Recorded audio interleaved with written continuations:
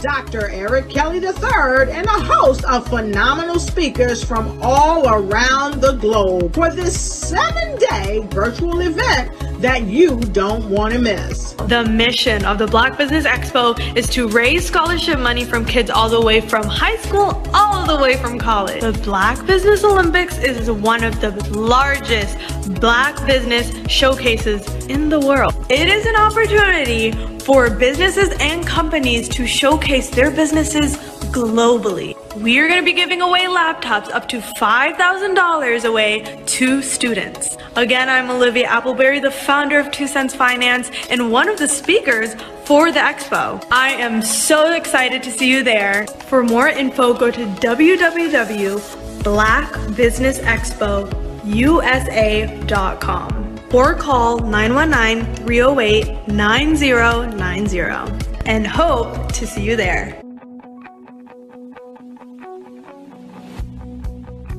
I am Black Business. From the moment I wake until the time I sleep. Yes, I am Black Business. I am Black Business.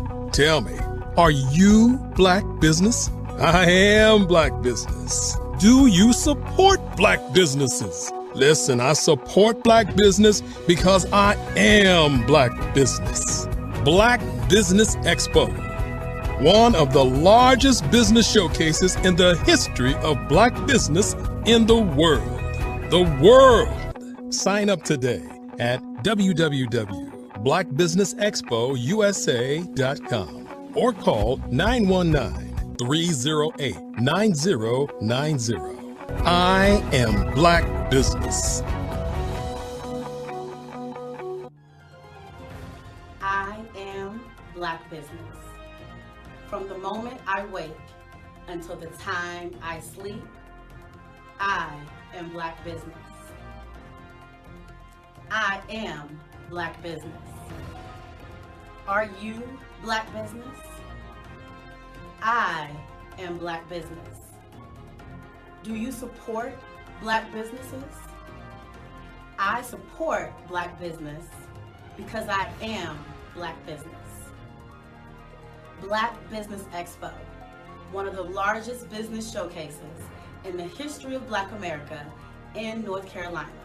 Sign up today at www.blackbusinessexpousa.com or call 919-380-9090. I am Black Business. I am Black Business. From the moment I wake until the time I sleep, I am Black Business. I am Black Business. Are you Black Business? I am Black Business.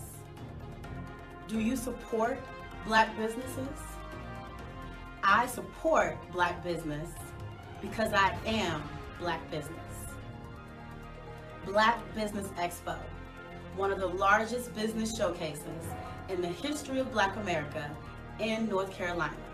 Sign up today at www.blackbusinessexpousa.com or call 919-380-9090.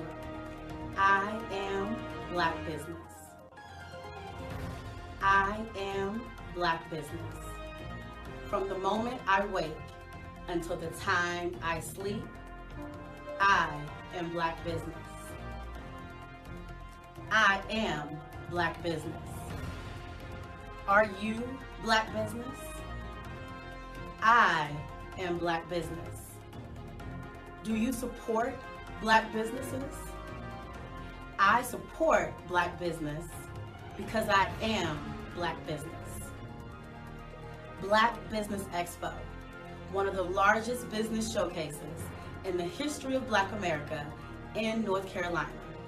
Sign up today at www.blackbusinessexpousa.com or call 919-380-9090.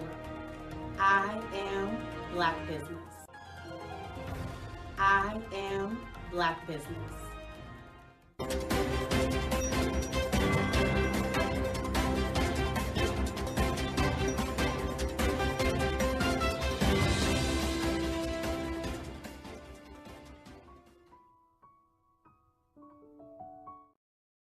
Hello, I am Dr. Eric Kelly III, the visionary strategist and founder of the Black Business Olympics. I invite you to showcase your Black-owned businesses on the Black Business Network global stage. The Black Business Olympics is a global Black Business Network platform that propels Black-owned businesses into the international spotlight. By showcasing your business on the Black Business Olympics platform, you can reach a worldwide audience of potential customers, partners, and investors. You can also establish yourself as a thought leader, an expert in your field, attract lucrative partnerships, and more speaking engagements. In addition, the Black Business Olympics platform provides a valuable opportunity to connect and collaborate with like-minded entrepreneurs and business professionals from around the world. This can lead to new business opportunities, ideas, and relationships. Finally, by sharing your story and expertise on the Black Business Olympics platform, you can inspire and empower others. This is a powerful way to make a positive impact on the world and leave a lasting legacy. If you are a Black-owned business owner, I encourage you to seize the opportunity to showcase your business on the Black Business Olympics platform. It is a once-in-a-lifetime opportunity to make an indelible mark on the world. Be one of the 1,000 visionary entrepreneurs who are changing students' lives, shaping industries, and leaving an unforgettable legacy for their families. Unleash your voice on our global stage and watch your business thrive. Black Business Olympics is one of the largest Black business showcases in the history of Black business in the world. Yes, the entire world. Just give me a call today at 919-308-9090.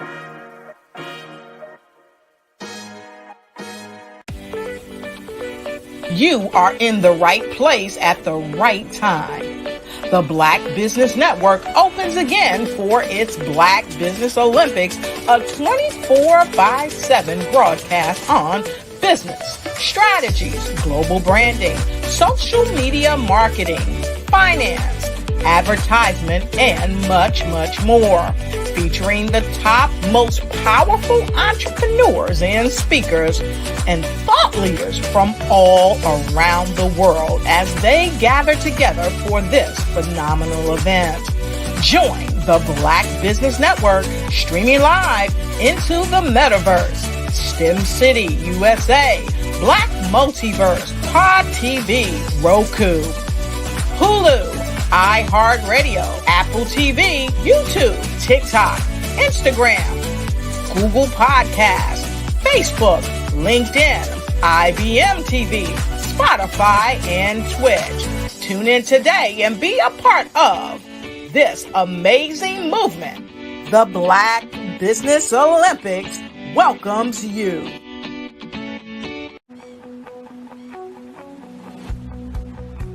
I am Black Business. From the moment I wake until the time I sleep. Yes, I am Black Business. I am Black Business. Tell me, are you Black Business? I am Black Business. Do you support Black businesses? Listen, I support Black business because I am Black Business. Black Business Expo, one of the largest business showcases in the history of Black business in the world. The world. Sign up today at www.blackbusinessexpousa.com or call 919-308-9090. I am Black Business.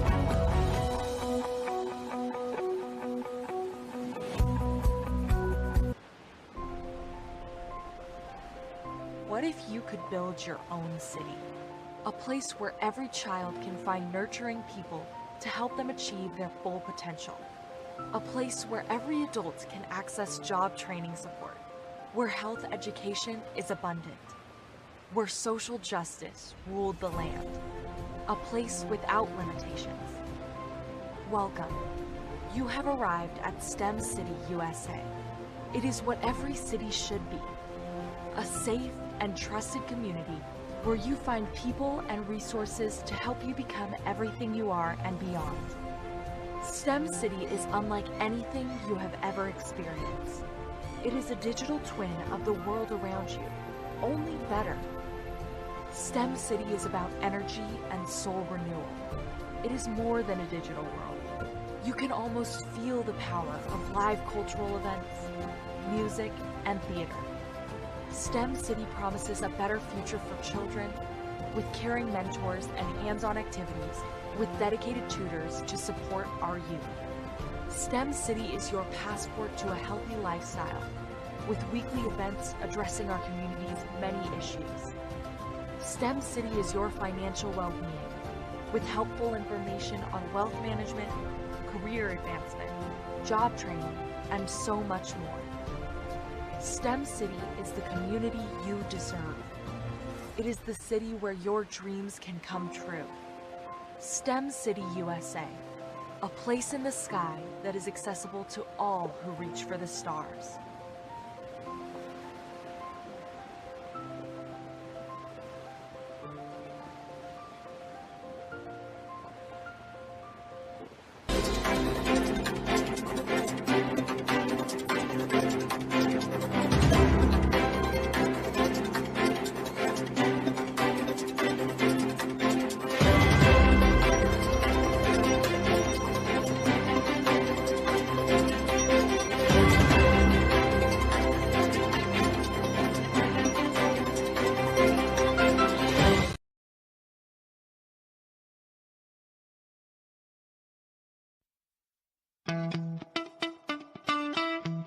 How many times have you been asked to help someone you didn't even know, a student, a business entrepreneur?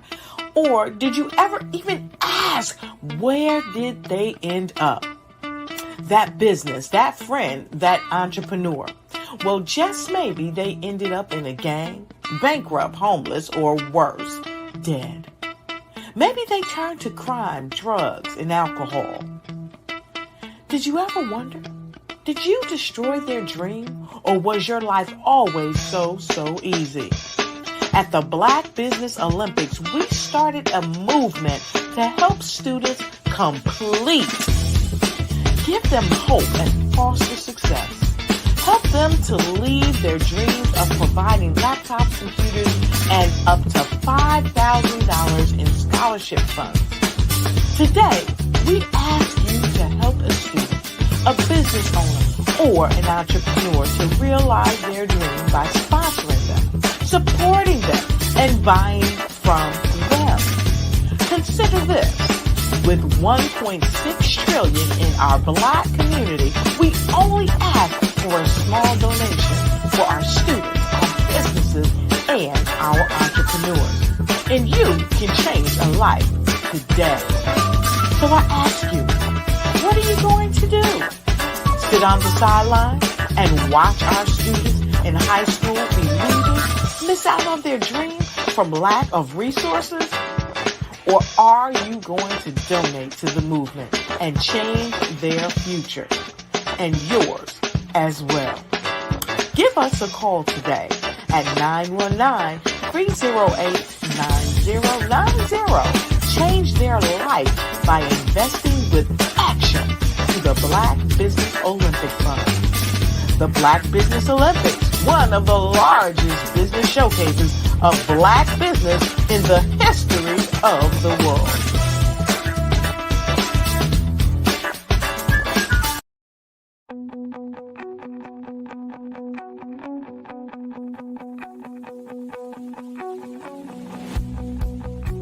I am Black Business.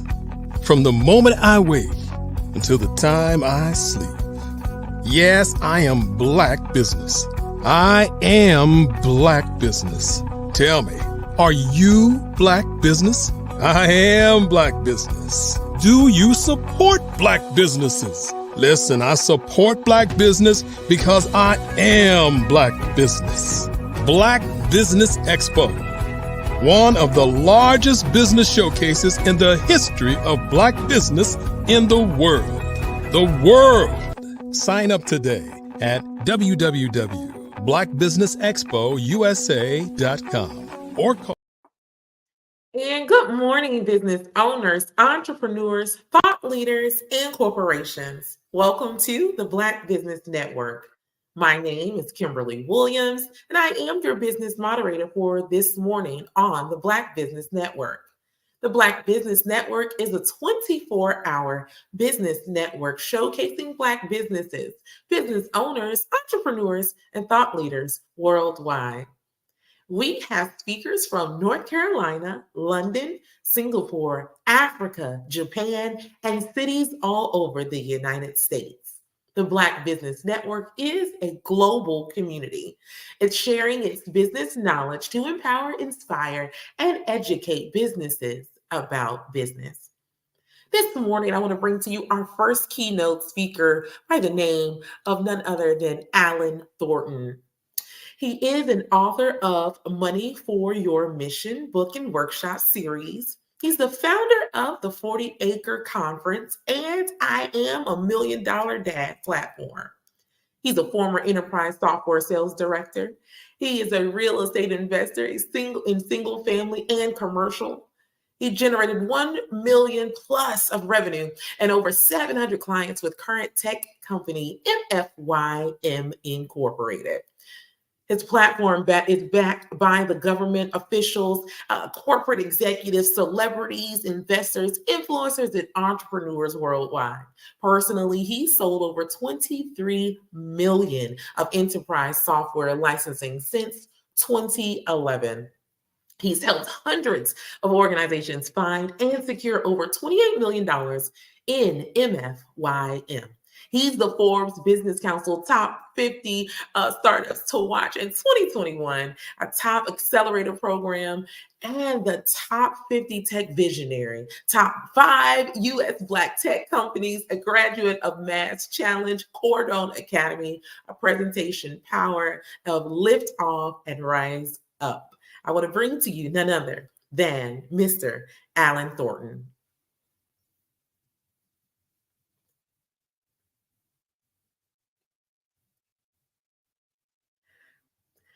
So good morning to you, Mr. Alan Thornton. It's so great to hear from you.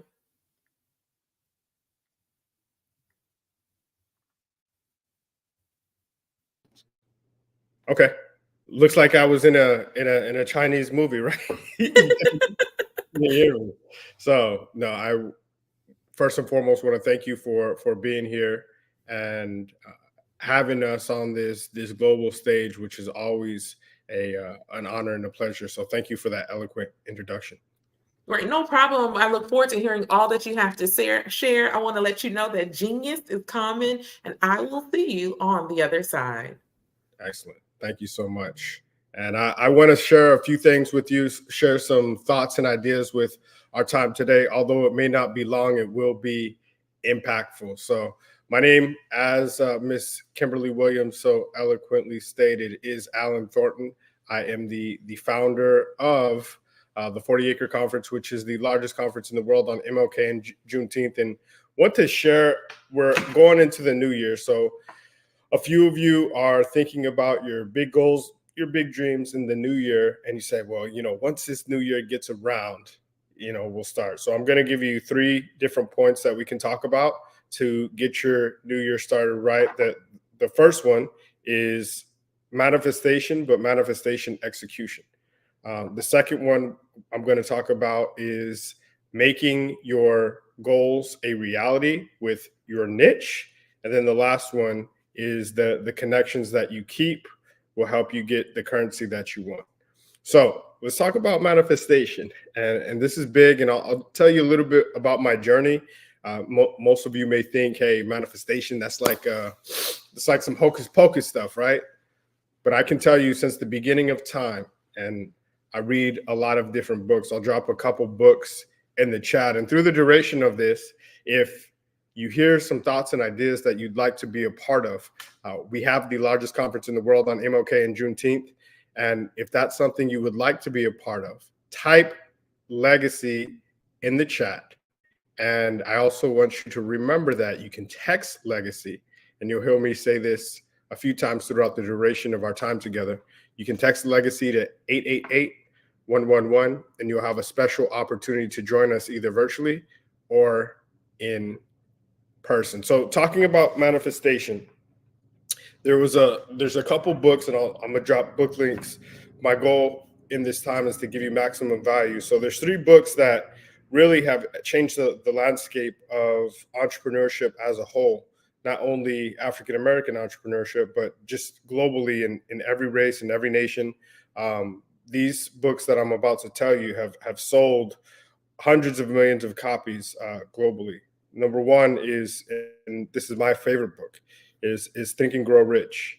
And Think and Grow Rich was a story that was put together took about 25 years plus to put together. Napoleon Hill went and studied some of the most famous, most successful entrepreneurs in the early 21st century, right? And at the turn of the Industrial Revolution, the Rockefellers, he studied the Vanderbilts, he studied Henry Ford.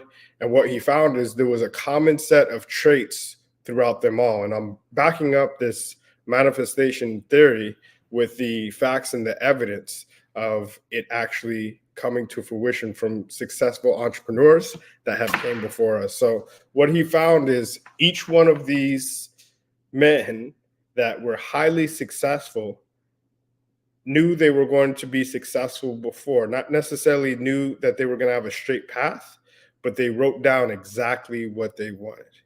And as they went through the duration of their journey, they found a way to actually achieve it. There's also a book called The Richest Man in Babylon. So the Think and Grow Rich was based in, the 1900s to about late turn of the 20th century, right, into about 1930, right? One of the best-selling books of all time. Now, if you take it 4,000 years before that, The Richest Man in Babylon, some of those same principles, some of those same traits, different currency, right? Because money alone is worthless because the currency changes, right? The different denominations, but the principles stay the same.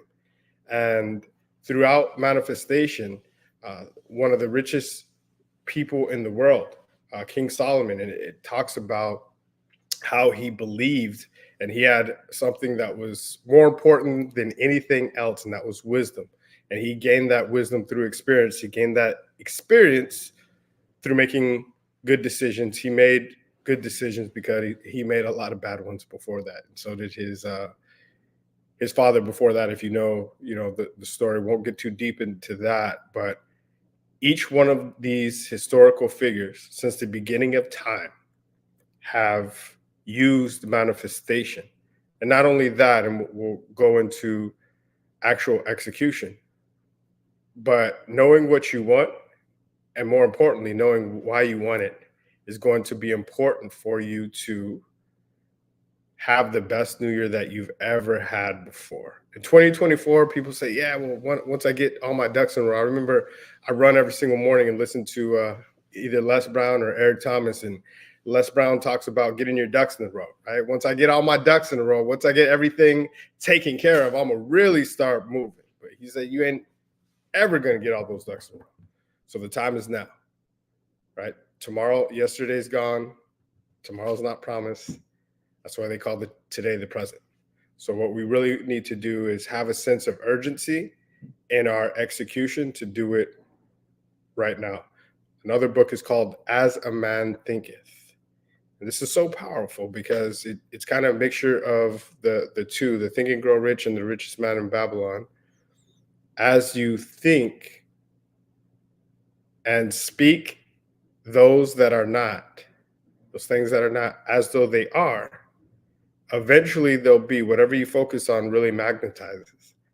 So to give you some key steps, one, focus on really what you want. A lot of people, you see these vision board parties, everybody's having them. It's a good time. 90% of all vision boards do not have a plan for execution after. It's good to visualize, but then taking a step further and actually putting pen to paper. One is saying, hey, why do I really desire this, right? Is this something that is just fun, part of a vision board party, or do I have clear steps to execution? So here's a kind of a journey, and you can write this down. If you like some of the things that we're saying and would like to join a group of eloquent individuals that can help you get to the next level, text legacy to 888-111. We would love to have you at our next conference. So if you look at your vision board, right, next time you're going to change the landscape of your next vision board party. Let's say you have 20 pictures. People have the house, people have the car, people have that perfect relationship, probably doing some great things with their kids, that six-pack, right? They have, and Eric Thomas says something, whatever you say that you want to do, there's 1,000 actions that go along with that, right? If you want a six-pack, right, you're going to have to move a little bit different. You're going to have to get up and run. You're going to have to eat a little bit different. And those, if you look at 365 days, there's probably 3 choices every single day that you have to eat in order to get that, right, that result that you want. So desire what you really want. If you love ice cream and you love eating the gumbo and soul food and all that, like the desire versus you reaching that goal may not match up. So be 100% real with yourself and look at your top 3 goals, right? If you have 20 pictures on a vision board, look at your top 3 goals, maybe top 5 goals, right? If you have 20. And then I want you to rank them from a scale of 1 to 10. How much do you desire each one of those things? And you can do that with all 20, but what you really find is you really have about 5, right, that you really desire. That's probably 7 or 8 or 9 or more. And those that are 9 or more is probably really 3. Put together a 90-day plan. And why a 90-day plan if you have a year? Because if you don't do it in the first 90 days, you're not going to accomplish it probably in a year, right? So on this execution plan, you're going to write down your desire, right? Why you desire, narrow it down to your top 5, and then really your top 3, going to put a 90-day execution plan to it, and we're going to work back, right? So that 90 days is about 12 weeks. What are you going to do in each of those 12 weeks to get you to the goal? And you may not have all the answers, but what happens is as you begin the path to execution, your subconscious mind every single day is going to think about a way, okay, what do I do in week 1? What do I do in week 2? What I do in week 3. You can even leverage AI, right? If you have a big goal and you say, hey, I want to buy a new house in 90 days, give me a 12-week plan. You can type that into ChatGPT and let AI think for you, and then go off that so you don't start with a blank slate, right? So that's manifestation. But more importantly, it's execution. And once you start to think about execution, things will come out. People will show up. I'll give you an example, and I'll tell you a real life story. In starting our 40-acre conference, I wrote down a couple years ago when George Floyd died in 2020, right? We had a successful ground and government contract business, and we were doing things for everybody, right? All races, all verticals, all different places. And what you'll find, and this is the story to my next point about your niche, everybody is nobody. And once you find something that you're truly passionate about, other people will show up that are passionate about that same thing, and they'll help you with your execution. Give you an example. In 2020, George Floyd died, and there was a renewed focus on the Black community, right? There was a lot of corporations that said, look, I've seen some things have happened in the Black community. I'll give $1 million. I'll give $10 million. I'll give $100 million. I'll give $1 billion. I'll get $20 billion. And the numbers got ridiculous to the tune of about $300 billion. This is back in 2020. Many of you may have remembered this, all of the pushes. Now, there was a great idea, but horrible execution, right? They didn't know who to give it to. They didn't know how to track it. They didn't have to manage it. And ultimately, it got swept in the rug. And math is my best subject, but history is what I enjoy the most. And to me, that sounded a lot like, right, the promise right after slavery in 1865 of 40 acres and a mule. Great plan, but with no execution, it's probably going to disappear, right? So I started writing things down. And I said, look, I know this is way bigger than me to even try to have the audacity, you know, to take upon this big task. But nothing great in this world has ever been achieved without enthusiasm. So I said, look, we're going to start the 40-acre conference. I don't know how, I don't know the steps, but we're going to execute this. And we're going to partner with corporations, government officials, celebrities to make sure that this doesn't just disappear, and not necessarily shame them, but actually give them a path to execution. And we were able to do that. And now look a couple of years later, and along that journey, right? Nobody knew who I was. A lot of people still don't know who I am, which is fine. But they know the name 40 Acres, right? They know the name, and that was a niche. People were attached to the bigger goal, not necessarily it wasn't just the Allen show, right? It was 40 acres. Okay, how can we do that? And other people started to tap in on execution. I'll give you an example. I went to Black Wall Street on the Centennial because I didn't know how to execute. And I said, look, I'm gonna bring some people along the way. And I met a few guys in a small room in Tulsa, Oklahoma, right? Rashad, Troy, Mike, Hill Harper, right? Many of you know those guys as Earn Your Leisure, and that was before they got big, right? That was before, I mean, they had already had a good following, but this is before they started InvestFest, before they started a bunch of businesses that they have right now, before the world tours, before selling out Madison Square Garden and, you know, overseas in London and Canada and Africa, right? And they talked about doing that, and they did something that I'm eternally grateful for. Not only did I see them in a room talking about something that they were going to execute, 90 days later, I actually saw them execute. And what that did is that built my belief system. It built my execution muscle, because I heard people say that they couldn't do it. I heard people say that they shouldn't do it. I heard people say that they probably won't do it, and they did it, right? So once your mind is expanded, it can never conform. And once you start on a path to execution, you can never stop. If you look at like even the little things, I read this book by James Clear. It's called Atomic Habits. And he talks about the 2-minute rule. If you want to start something, it really takes 21 days to create a habit. So now we're talking about niche and execution. So if you just start the ball rolling, think about that, your garage, that it's messy for, I can just tell you my story. It's messy for a year. And then one day you decide, and this is my personal story, none of y'all have probably ever dealt with this, but then one day I decide, hey, my little girl needs a place to put her bike or something else and needs this clean. And in a focused 2 hours, I'm able to do what I wasn't able to accomplish in 2 years. Why? Because I was really focused. I had a reason why I wanted to do it, a strong desire.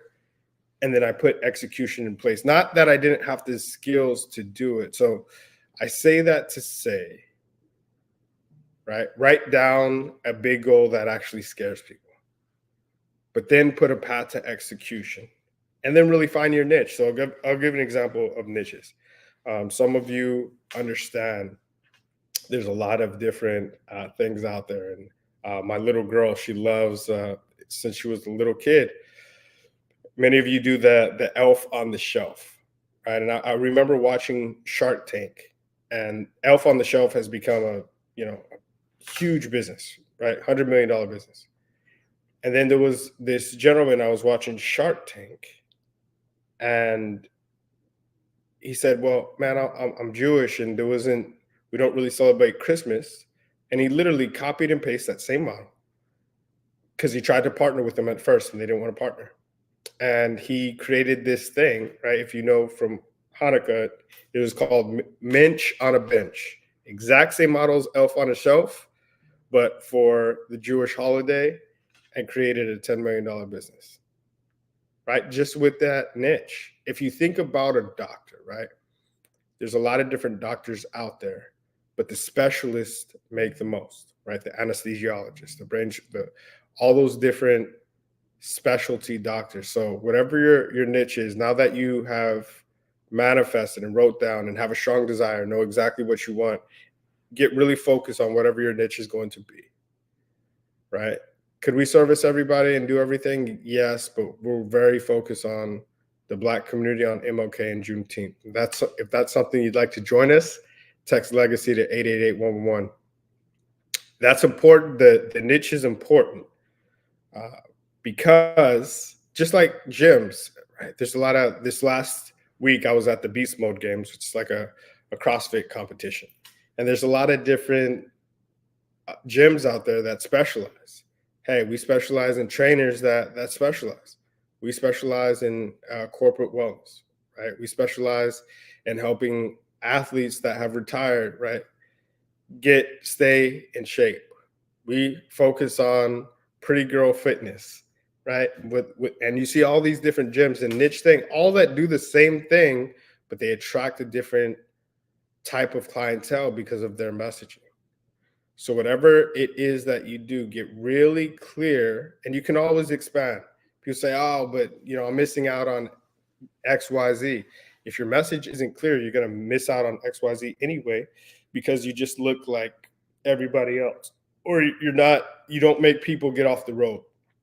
I was driving in Atlanta, Georgia, just outside, and I was hungry. And this was a very clear example. The first, you probably see those blue signs as you're driving down the highway, and it said food, 2 miles.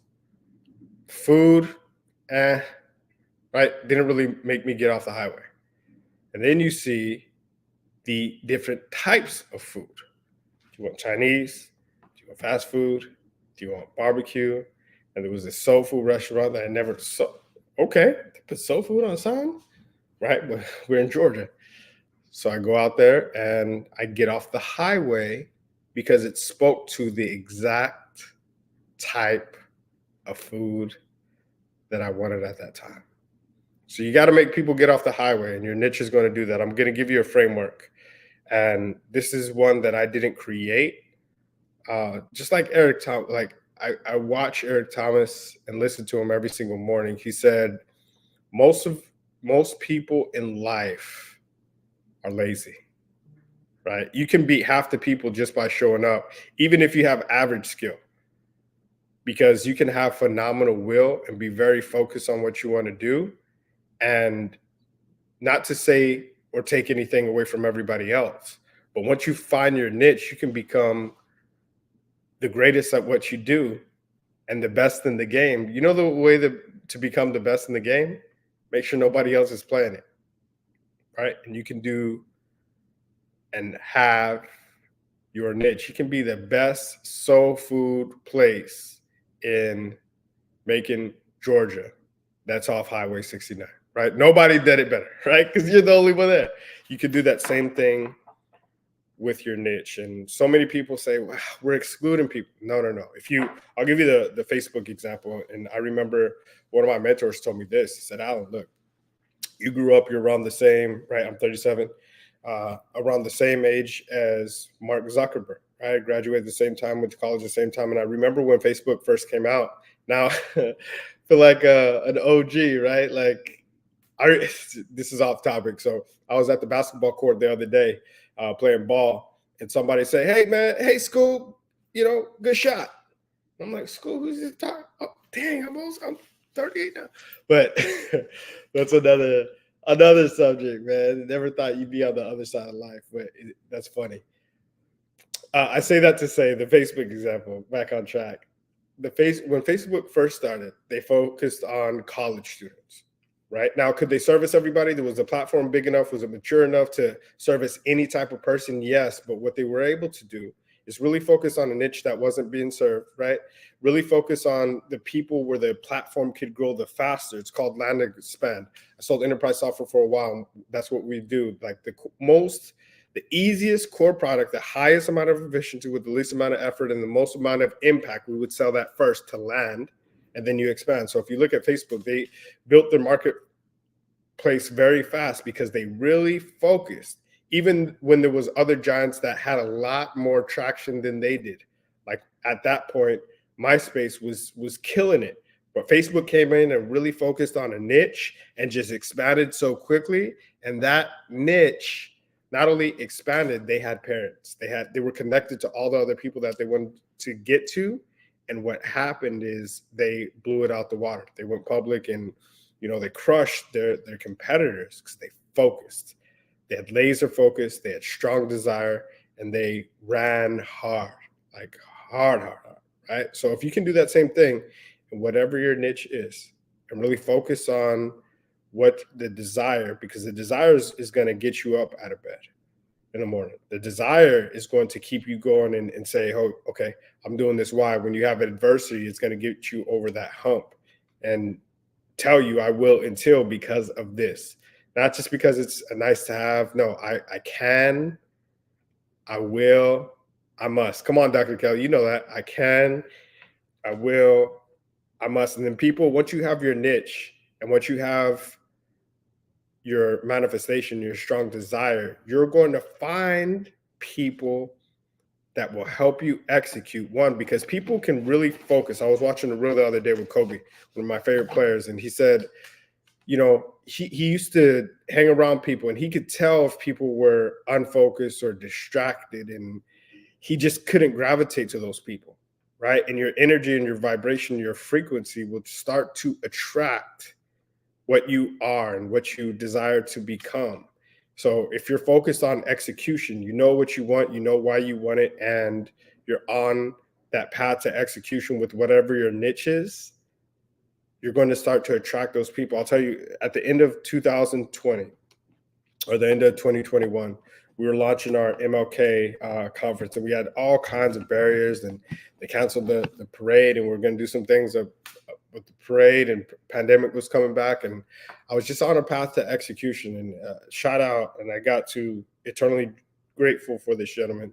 I got a call from Dr. Kelly, and I was trying to figure out a way how to execute this and have all speakers say, hey man, I'd love to be there, but pandemic wise, LA was getting shut down, different places were getting, and showed up on my doorstep, right? Not literally, but with this Black Business Network and said, look, I have a way that you could actually execute this. And not only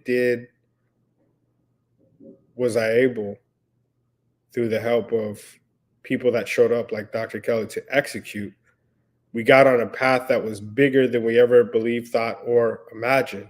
And a couple of weeks later, we got a call from some people in Africa, because Black Business Network's a global network, right? We're able to get a call from Africa. And Dr. Kelly said, don't answer that call, man. Africa, come on.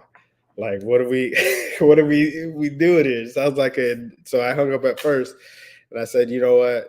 It sounds, I don't know, all the pieces aren't there, but I feel a pulling on my spirit to do this. And I went to Africa, got diplomatic status over there, all because I was on a path to execution. There was other people, hundreds of thousands of miles away, that had a path to execution for their own initiative, and brought me over on one of the most incredible trips of my life, right? And brought me over to Africa, all expense paid. And you find a place where you're experience what we call imposter syndrome, right? I remember sitting in the back of this car and this limo and this police escort. And for those of you that have ever been to Africa, there's roads, but there's no like lines. That don't exist, right? So you look at this and then you're in the back of this thing and it's like the Red Sea parting, because you have this police escort and everybody moving. You got people on both sides of you trying to look who's in there. I'm like, man, one, this is either going to be great or this is it. But two is, man, how did I get here? Like, why me? I'm not that good. I'm not that person that should be in the back of this car with people looking to see who it is. I'm not really anybody. And what you'll find is you are exactly where you're supposed to be, because you wrote this down, right? And then you'll remember, hey, I wrote this down. And I told myself I was going to execute. And you'll find yourself executing on a path that you never thought you would be on. If you want to be around people like that, join us MLK and Juneteenth. Text Legacy to 888-111. We would love to have you. Some of the biggest influencers in the world. And the last thing, whatever you focus on is going to magnetize. So as you write down the manifestation, as you start to have not only your visions, but you really create your niche, you're going to be on a path to execution. And the people around you currently, just like a stage play. And I heard this from one of our pastors, and he's like, life is kind of like a stage play, right? Like a stage play.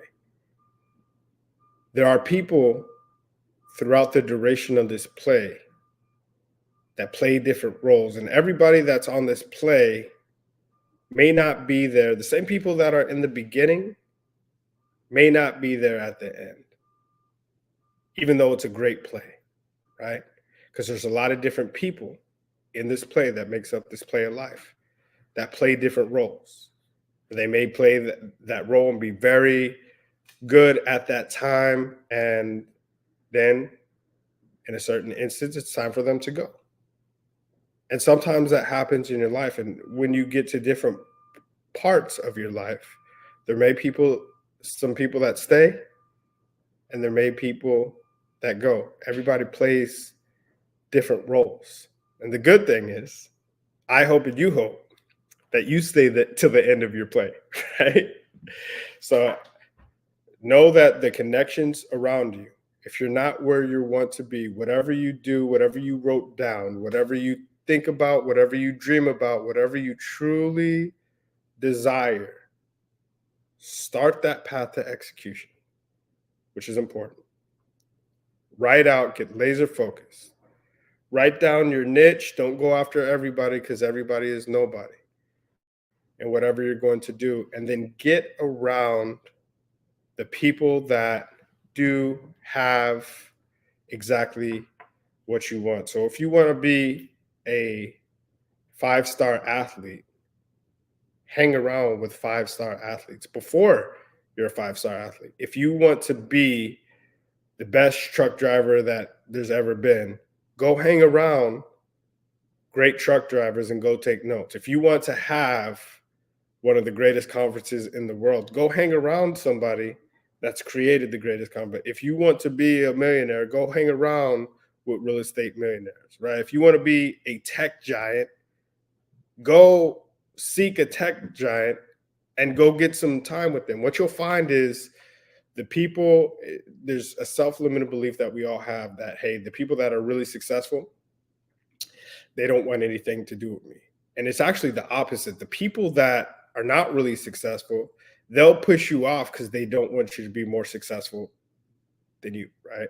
What I've really found is I've had, and you'll look at some of our past conferences, I've had the opportunity to hang around with multiple billionaires and they give me their phone number, right? And I'm like, man, why? Is this a real number? Why would they give me their number? And I remember one guy telling me, right, he's a billionaire, Black billionaire.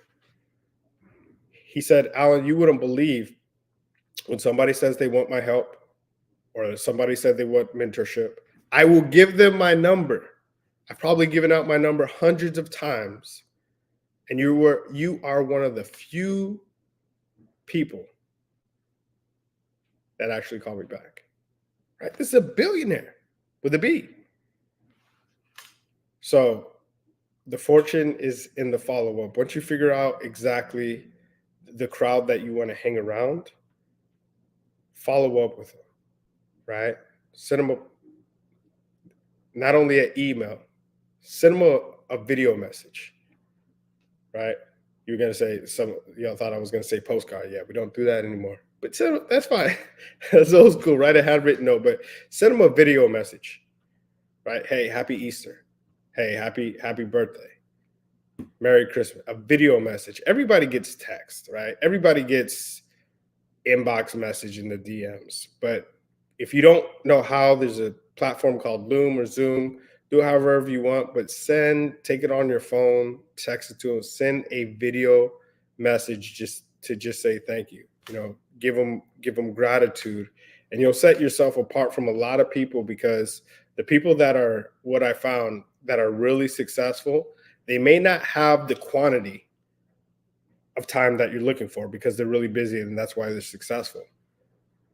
But they may give you a couple minutes of quality time that'll change the trajectory of your life. Right? So really, really do that. Really hang around the people that can really affect your life in a positive way. And to recap, if you'd like to spend some time with us and growing and building and changing the world for the better, text legacy to 888-111. I'll type that in the chat and you can join us. There's a special offer in there. So in recap, remember, write down exactly what you want to accomplish for manifestation. Actually execute it with that execution plan. I want you, each and every one of you, to pick a niche and hang out with the people that have the things that you want and follow up with them. That's my time. Thank you, Ms. Williams, for giving me this time and allowing me to share some thoughts and ideas with the audience today. Yes, no, thank you so much for that amazing and awesome and insightful talk. Thank you for giving us the blueprint, and hopefully those who have heard it are going to take it and run. Can you tell us one more time, if we want to contact you and we want to get in on your MLK Day, how do we do just that? So you can, and many of you may sound like a broken record, you can, if you'd like to be a part of it, either virtually, be a vendor, be a VIP at our Legacy Builder Gala, you can text Legacy to 888-111. You can also follow us at 40 Acre Conference on Instagram and on all platforms, LinkedIn, Facebook, at 40 Acre Conference. My direct Instagram is I am Mr. 40 Acre on Instagram. So anything 40 Acre, I am Mr. 40 Acre, 40 Acre Arts, and 40-acre conference, you can find us. Nice. I look forward to coming down and being a part of this 40 Acres conference. It was great to hear from you again, Mr. Alan Thornton. Genius is coming, and I will see you on the other side. Have a blessed day. So the Black Business Expo's mission is to raise funds for high school seniors going to college or K-12 entrepreneurs. And this expo is a fundraiser for students.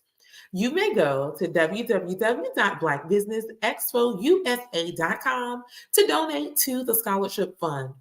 Or you can use our Cash App. It's $BBXUSA. Our goal is to give laptops and up to $5,000 to 10 students. Students can register online at www.blackbusinessexpousa.com. I want you to understand that every dollar counts. So we want to remind you to donate to the scholarship fund today. Now, we want to thank our Black Business Expo USA sponsors for December 2023.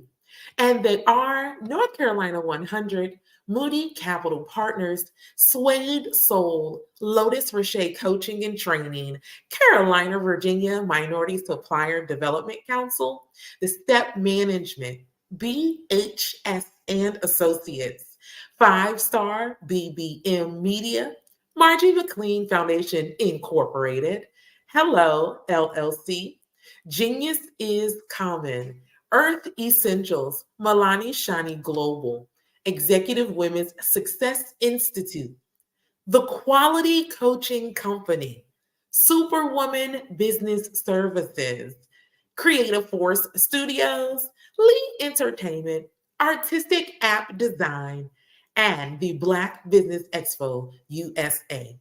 Genius is coming, and I will see you on the other side.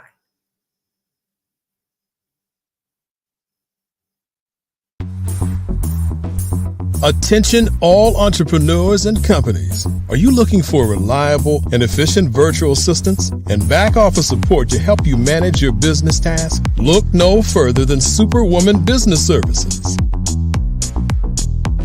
Our team of virtual assistants provides a full... Over the past few years, we've seen the growth of existing and new initiatives focused on financial inclusion, building global networks, and reducing the wealth gap in response to the idea there's not enough seats at the table. Whether their outcomes are to increase the representation of Black executives on corporate boards, ensure an inclusive global economy, or to create new U.S. African commercial pathways, the strategies are often carried out by separate programs. The question is, should they be? With the continent of Africa being home to more than half of the world's fastest growing economies, the youngest workforce, over 400 companies generating more than $1 billion annually, 700 generating more than $500 million annually that are poised for growth, and being the destination of nearly $5 billion in venture capital in 2021. Diversifying U.S. and Africa commercial engagement by building bridges between African businesses and their U.S. diaspora should begin being seen as mutually beneficial. From helping to reduce Africa's enormous capital gap to catalyzing two-way trade opportunities, the COVID-19 global pandemic hopefully has taught us that global challenges and opportunities are more interconnected than we thought. During the pandemic, African companies like Unicorn Flutterwave, insurance provider Reliance Health, ride-hailing app Yasir, and 54Gene, the continent's first bank of DNA on people of African descent, prove that when African companies have access to networks, capital, and information, they grow big, grow fast, and create solutions that are valuable to the world. This is why Be Direct was created. We are the first U.S.-based but African-centric board preparedness and board search company designed to connect U.S. Black talent and corporations to African businesses. Unique and fundamental to Be Direct's success is our process of helping board candidates adapt their experience and networks to an African context before they're connected to high-growth companies that are looking to locally and globally scale. From our focus groups with African business execs and government leaders, we don't ignore the sentiment that business is easy, but people are hard. Having a pool of board candidates with hard-to-access networks and extensive experience across the business life cycle, including successfully raising capital, is table stakes for an initiative like this. So yes, we have that. But corporate or entrepreneurial success in the U.S. does not guarantee success in Africa. Developed alongside industry partners on the continent, our training program, Be Direct Prep, is designed to transpose their experience to create cultural comfort, understanding, and a commitment to helping businesses in Africa scale. Our board governance sessions are African continental and country specific, integrated with cultural awareness and dexterity training. Masterclasses led by African industry execs and mentoring and coaching from African continental-based facilitators. But even more unique to Be Direct Prep, we cap off our training program with an immersion trip to help candidates that have not been to Africa before see and feel Africa's complexity and opportunity from African soil. We all know traditional network-based board placement has historically left a lot of us out of ever really being in the paid board pipeline. Our strategy supports the work of many great organizations that are successfully filling seats at U.S. board tables by creating more tables for those that are still left on the sideline. It's time to start seeing the role and value of U.S. Black talent and businesses on the continent of Africa differently. Old perceptions and habits limit economic inclusion. Let's transition Black talent and the African businesses they will support from the periphery of the global economy to its core. Living in a global lockdown, we all know now how fast local and global economies can change and see the value of having businesses that hire, strengthen local value chains, and even grow globally. Status quo in any form holds back progress. We must democratize U.S.-Africa commercial engagement by socially and economically connecting cultures that have long been disconnected. It's time for Africa's U.S. diaspora to redefine their global value by helping African businesses scale continentally and globally.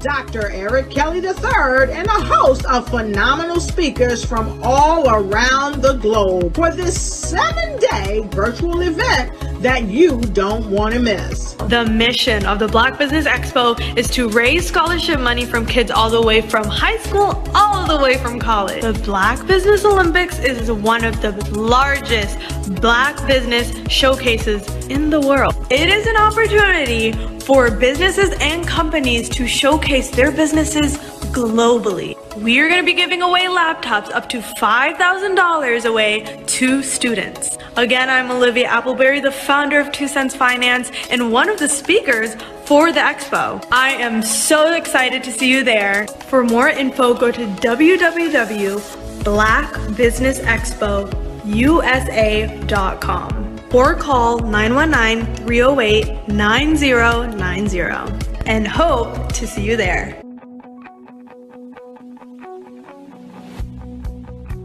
I am Black Business. From the moment I wake until the time I sleep. Yes, I am Black Business. I am Black Business. Tell me, are you Black Business? I am Black Business. Do you support Black businesses? Listen, I support Black business because I am Black Business. Black Business Expo, one of the largest business showcases in the history of Black business in the world. The world! Sign up today at www.blackbusinessexpousa.com or call 919-308-9090. I am Black Business.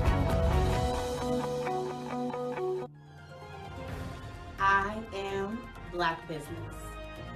From the moment I wake until the time I sleep, I am Black Business.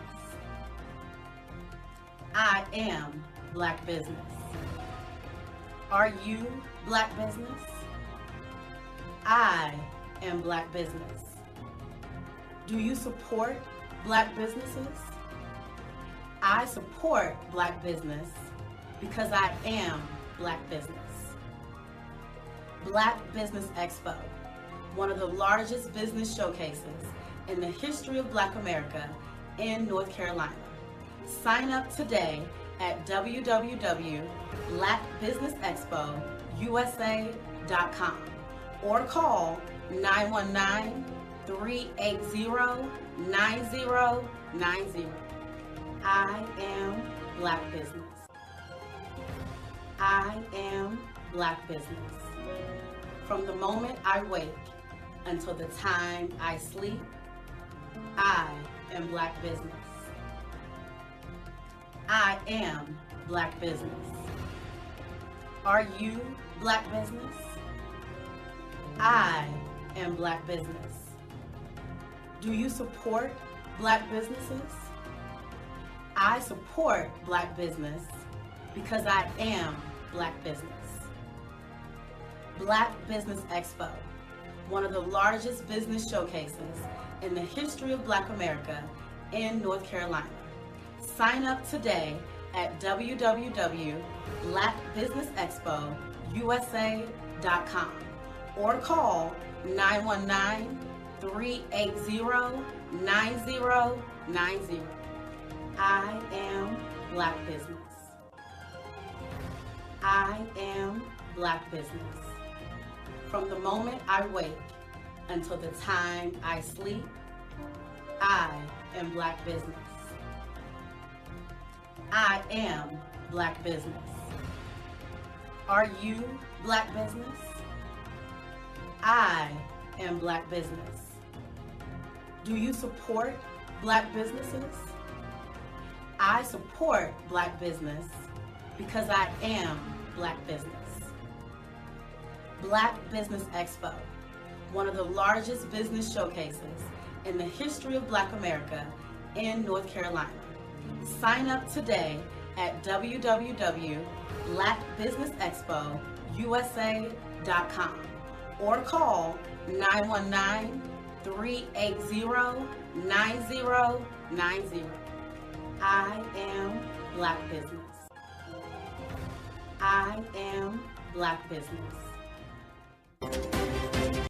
Follow the Brand TV broadcast host, Grant McGaw, as he visits with top executives and entrepreneurs to find out their secrets of success with their personal brand. Follow the Brand TV broadcast host as he focuses on brand development to build better relationships, bring value to your business, relationships, and career. You will enjoy listening to each episode that is tailored to speak to you directly. If you're looking for this type of clarity in terms of building your brand, you have tuned into the right station.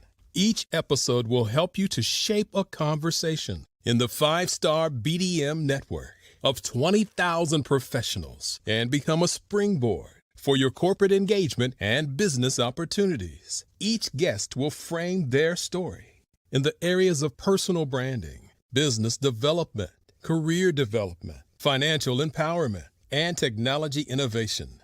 Grant McGaw explains why he is the CEO and owner of his own professional career. Grant is an accomplished business leader and entrepreneur who wants to give back to individuals to grow their personal brand strategy. Tune in as he weaves his story about new possibilities, while to you exceed expectations. If you love storytelling, this show will make for fun.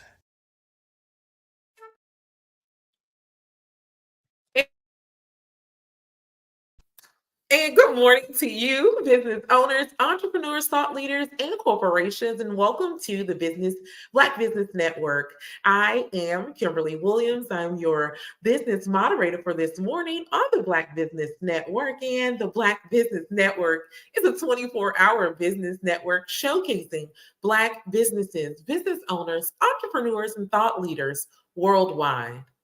We have speakers from North Carolina, London, Singapore, Africa, Japan, and cities all over the United States.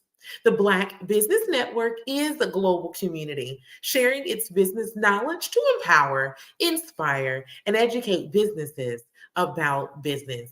So grateful to bring to you today something called a Becoming a Change Maker. It's a conversation between two giants in the game. So our first speaker is going to be Mr. John Riley III. John is the VP of Business Services at ABA Intelligence.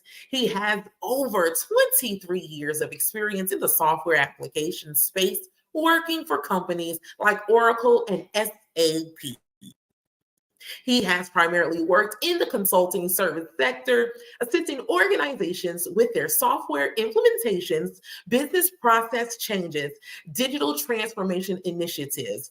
And so with John Riley III, there's also Mr. Grant McGaw. I'm so excited to bring to you and present Mr. John Riley III. How you doing? Oh, can you hear me? I can hear you. Yes, sir. How are you?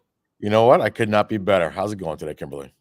It's going amazing. I look forward to hearing you and hearing from your expertise this morning. I want to let you know that genius is coming, and I will see you on the other side. Sounds good. All right. Good morning, John. How you doing, sir? I'm wonderful. I am wonderful. This is a great holiday season.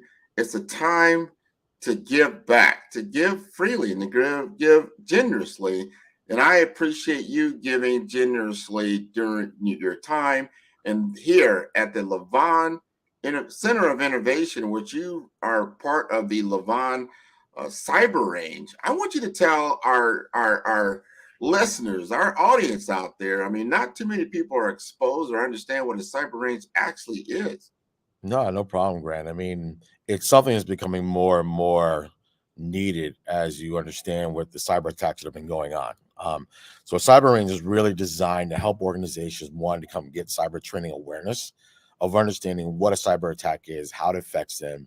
I'd say executives for their responsibilities with it, but also coming to test out their plans for a cyber attack. Now, that's a lot of things people don't realize is how do I test out my plan when I have a cyber attack? What are my responsibilities as an executive, as a CEO, as a technical, what they call chief information security officer, and allows them to prepare for that. So when they do attack, now it's never about if they're going to get hacked, it's always when. And if you look at what's going on in the industry, and Grant, you know, like I do, it's not stopping. If anything, it's getting faster. And just to give you an example of that, in 2022, the ransomware attacks, I think, were over, 25 million. By September of this year, it's already surpassed the number of attacks from 2022. That's how fast it's speeding up. By September of this year, it surpassed all these cyber attacks in ransomware attacks in 2022. That is, and that's something that's amazing when you think about the magnitude of cyber attacks, and that's the reason because data is valuable. Yes. People want to hold that data. They want to get a hold of it because they can utilize it for their own nefarious activities. We understand, we talked last time, it's a $6 trillion industry. $6 trillion. $6 trillion. That's amazing, isn't it? Yeah. And that's the crazy thing. I mean, I was even reading today that they're turning in supply chain hacking into a service. Like, that's crazy, right? It's turning into that bit of business. They're turning supply chain hacking as a service, as an offering. And that's telling you how these threat actors, what they call them, are thinking now that it's such a business that they're going at it with a business mentality of how to be productive in it. And we'll get in, I know we'll talk about AI and technology but that has been speeding it up and making it so much easier for people to attack other people, companies, organizations. And it's almost on a scary level of how fast it's moving. And the predictions for 2024 and 2025 are going through the roof of what to start preparing for now. And this is something to take note. A lot of the people that are listening are business owners, they're entrepreneurs.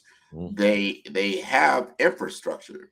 They have, it's your current digital landscape and what that looks like. It's people, processes, and then as obviously there's different softwares that are involved.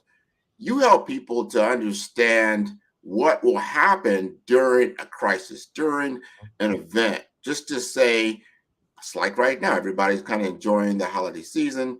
Things, there's maybe a skeleton crew somewhat, in the office.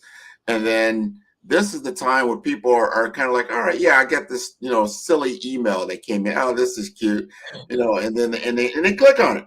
And then boom, whether they realize it or not. And this is the thing that you got me last time we talked.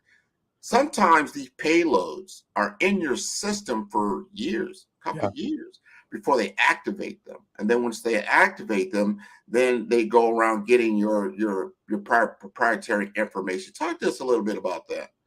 Yeah, there was an attack on a news station up in Canada where they were state sponsored, which means they're from another country. So China had hacked into this news station agency. They were in there for 2 years without them knowing it. They got passport information, birth certificates, social security numbers. And after they found out the attack, a year later, they found out they were in there for 2 years. So it took them almost 3 years at that point to realize, wow, these guys have everything, all of our information. And that's what people need to think of. Think about this right now in your systems. Even when you go to work, somebody could be in your systems right now for years and you do not know about it, which means they know everything about you, your patterns, who you send payments to, who your vendors are. And that's the scary thing about this now is they're not doing it sometimes fast where you get a ransomware attack and they want to get paid right away. Some people want more intel than anything else. And to give you an example, Grant, 23andMe got hacked, right? They took 7 million DNA files. 7 million DNA files, right? Think about that, right? That's what can you do with that? Almost anything. I mean, you think from a terrorist standpoint, you think about from, cloning to anything, right? 7 million DNA files. So that's super scary. You can get that kind of intel, that kind of tangible information from a cyberware attack, and they're not stopping, and they're going after what they call critical infrastructure like hospitals and everything else. I mean, more than 100 million people were affected this year by cyber attacks at hospitals. 100 million. And the year's right, and we still have almost a week and a half left. So yeah, that's a lot. It's just so when you think about that, it's like the magnitude is tremendous. So on the other side of the ball, what are we doing as companies? This is the question I ask the audience, and I ask a lot of leaders. Yeah. Used to be like, oh, well, technology. Well, that's the CIO's job. That's the Chief Information Security Officer's job. And now we start to realize, and we talked about this, and we'll talk about it again, that no, you're responsible as a fiduciary officer for what happens to your data. This is no longer a technology issue. This is an enterprise-wide issue, right? It comes down to a people problem at that time, where a lot of people think they're hacking in and getting into the systems. A lot of it because of the phishing scams or phishing emails, about 3.5 million are sent daily, right? They're relying on people to give them access to their systems. And without proper, I'd say, consistent cyber awareness training and understanding of this, you're making it so much easier for them. And it's kind of, we talked about this last time when MGM casinos got hacked back in September. They got in through a phone call of calling in, pretending like they lost their password, and they gave them access over the phone. And at that point, they shut down all the casinos globally. So it's really this awareness of the people. It's not just a technical person sitting at his desk trying to prepare, I'd say, trying to stop the attack. It's really, they're not even going that route. They're going straight to the people that they know get thousands of emails a day. They do it in different ways. You see it nowadays of, hey, here's a free Walmart card for $100. Here's this free thing, access it today. And that's what they're banking on. Kind of your pattern of free and everything else like that.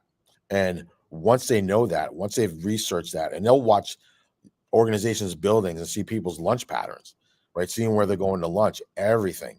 They'll get all this detail and then really play upon that and get into your systems through an easy way of just an email question and make it look very, very real. I know I got an email I think it was yesterday. It came from a bank, came from Wells Fargo, right? And Wells Fargo, it said in the email, hey, we need you to go in and check your account for frauded activity. The biggest problem is I don't have an account with Wells Fargo. See? I'm like, well, that's interesting. Interesting. But the first thing I did was, and I do this now, especially when I get emails from people I don't know or organizations I'm not really sure of, I hover over the icon of the email to see who it actually came from, to see that email address. Obviously, it wasn't from Wells Fargo. It was some Gmail account from something and something or other. Talk to us about that a little bit. Yeah, and that's part of the cyber awareness training for everybody, right? It's learning the tricks of how to hover over an email, how to hover over an icon, and seeing if that email address is coming from a credible source. And many, many people and organizations have been tripped up at it. We know a local city here, and here in Florida, like Grant, you and I do, where they did the same thing. They were working with a construction company, and they copied the construction company's email address, the logo, and everything, and requested a payment of $1.5 million. And because it was something that seemed that was familiar, they sent that payment out to them.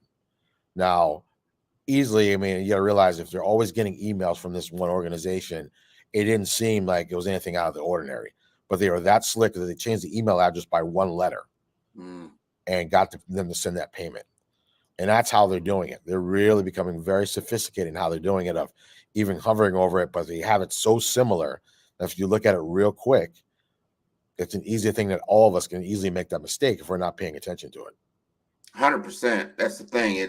And not all the tools. There's a lot of software tools out there. You know, we all grew up in the area of malware. You know, you get this malware, and then you get this information that checks down your computer, and you get all this googly goop, and you gotta get somebody to clean up your computer. That's still out there. There's spam filters. There's so many spam filters that are out there. You go to your email, and the cool thing about that is that when it goes into spam, it shuts down all the different outside links. So that's what's happening in your junk file. I don't think a lot of people realize that it actually kind of quarantines the email and then kind of looks at it, and then unless you qualify it, pull it out, and then go ahead and work with it. Yeah, but you've got to be paying attention to where the trust but verify is the term I always hear over and over again. No, it is, and it's that right there of constantly being on top of it. And all of us are very busy. And I also look at the threat to startup companies. Like, a lot of startup companies, they're not thinking of cyber attacks as they're starting these businesses of they can get hacked. And they're the ones most vulnerable because they don't have the money to do a ransomware attack. They don't have the technology in place to stop an attack. And once an attack hits a growing small business, it could stop their business instantly, right? They can shut them down, and that's it. So it could be a year or 2 years you've been in business, and one cyber attack could literally take out your business, and that's it. They can take all your funds, find a different way into your accounts. And that's where cyber awareness training and preparedness is becoming more prevalent for a lot of people and organizations now in this new age of AI and automation. And, we talk about deep fakes, where now they can imitate your image and your voice, right? Yeah. Imitate your image and your voice to look and sound just like you, even in a video. That's how they're getting so sophisticated with this. And that's where technology is now coming into play in such a strong place with AI and generative AI, what they call large language models, of how these attackers are going after people, that it's I want to say paranoid, right? But you almost have to be a little bit paranoid, because you're like, I'm like, is this really a person? Is this really the right thing? Is this really the voicemail from the person that I know? Right? It's those things. And you don't think you'd have to think about that, but now what I've seen the past year and what's coming, you definitely have to think in that manner. Just like you got that, that email from Wells Fargo. What if it was an actual email from the bank account you do have? Yeah. Right. Sometimes you don't even second guess that. Oh, my bank account. Yeah. Automatically. They must be sending it for a reason, because there must be something fraud against my account. I want to check right away. Boom. And they got you. Yeah. No, and these are the things where we need more training. I want you to talk to us about a scenario as we walk through the Levon cyber range. if somebody or organization that are interested, it's like, you know what? Wow, this sounds interesting. Talk to us about what you take them through, what they can expect to experience. Sure. Normally, we start with an executive briefing and an overview and awareness training. And normally that means bringing the executive team in, the CEO, CFO, the CIO, and some of their technical team, and walking through what's going on now, right? So making them aware of, here have been the attacks in your industries. Here's who's been affected. Here's how it's now affecting you. Here are the new laws and regulations that are coming down the pipe from the SEC now. What a lot of people don't understand is the SEC is now holding CEOs accountable for cyber attacks. Even if they weren't a part of what they call their incident response plan, which means how you respond to an attack, they're still now holding CEOs accountable for that. And some are even been going to jail. There was a cyber attack by a organization called SolarWinds almost 3 to 4 years ago. The SEC is now going after them and this chief information security officer and charging them with not being able to report that fast enough and reporting false facts of that cyber attack and how it was handled. So knowing that is something a lot of executives and the leaders need to know going into, what am I now responsible for when it comes to a cyber attack? Once we bring in him and we do that, we do something we call like a tabletop exercise, where we go through their environments, run through their systems, and test out the response plan against their environments, allowing them to understand, okay, we are able to stop this attack if it came in. We could, we were notified right away. And also we know the protocols after that of who needs to be informed after that cyber attack. Is it the FBI right away? Is it our lawyers? Do we need to report to the press? How much do we report to the press? And then what are the next steps after that? The contingency plan, do I need to give my whole team brand new laptops so they can continue to working? Can everybody come into work, or do you need to work from home? It's really running through these scenarios and preparing them, but also getting our technical team up to speed as well. So we do have certification training tracks for them to go through to get their team consistently learning what the new threats are and preparing them for it. Because that's what happens with a lot of people think of training as a last option at the end. And with cybersecurity training, it's more important than ever that their teams are kept up on their skills of what to prepare for with these new cyber attacks. And do they get a certification that they can utilize against like cyber insurance? There's insurances Absolutely. out there. You bring up a great point there, Grant. We were partnered with a company called Box Insurance here that allows you, if you're taking the training classes, you will get a discount on your cyber insurance. And if you're seeing that with all the attacks, a lot of people are thinking, oh, I'll just get cybersecurity insurance, I'll be protected. Well, it doesn't usually work that way, because if they go out there before they insure you and they find any information of yours that's on the black web, they will not insure you until it's removed. And then after you have that, going through the training and make sure you've had cyber awareness training, then they will insure you at that time. So a lot of insurance companies are now starting to require that, because now a lot of insurance there's been so many cyber attacks, insurance companies don't like to pay. And because of cybersecurity chance, and now they're paying more than ever, they're making it more stringent on how to get approved for cybersecurity insurance. Man, these are all things that we really need to consider. I want to ask you this. You've done a number of these different exercises. What are usually the number one thing, or maybe a couple of things, that you usually find that these teams, they have an aha moment? Because sometimes they feel like, hey, we have a plan. We've got a plan. We've got this thing. We run through these scenarios internally. We think we've got it down packed. But you know what? This is a good idea. Maybe we need it to get insurance. We'll go ahead and run through this program. And then they go like, wow, I didn't realize that. It's really kind of doing those tabletops when they're thinking that their plan to stop an attack, and they realize the right people aren't in the right places, or they don't know who to go to. That's when the aha moment goes, well, who's responsible for that? And it kind of looks in the face, and you kind of see the situation get tighter. Okay, well, you're the CEO. Who should you be calling on your team? I don't know. Well, I thought as a better person know that your CISO doesn't handle that. The person on his team handles that. Now, who does he call, right? Who does he stay in touch with? And once they start seeing that there's not a strong communication in their plan of the action items or the next steps, that's when I was like, okay, we need to do this again, and we need to update what we're doing, because now there's new attacks out there that we're not prepared for. So we normally tell people, you might do a tabletop exercise in January, but by December, the technology moves so fast that your response can no longer respond to an attack. And this is why keeping up consistently with that training and the exercises allows you to prepare for that. like we talk about, I was in the military as well. It's that muscle memory of consistently keep doing it to where it happens and you don't freeze, right? You respond to it in a way that you've been trained to do that. And that's the biggest thing. And one of our partners here talks about, he's work with companies. He tells us when you're on fire, they teach you to stop, drop, and roll, right? Well, when you're on fire, you see people, they just keep running, right? Because it's not practiced all the time. Even though they were told stop, drop, and roll, it doesn't matter. So even if you've done your response plan or your tabletop one time, when it happens, say 4 or 6 months later, if you haven't been practicing it, you're not going to react that same way you thought you were. Very true. Very true. I work with you and your team as an affiliate. Yep. And what I've done is talk to a lot of my different clients, different accounts that I have about cyber training, about cyber awareness, and what's happening. A lot of times, oh yeah, we do that maybe, a couple of times a year, or we might do some penetration, they call penetration testing, right? With somebody on the outside, they're paying them basically to hack their system. And they might happen, like I said, maybe a couple of times a year.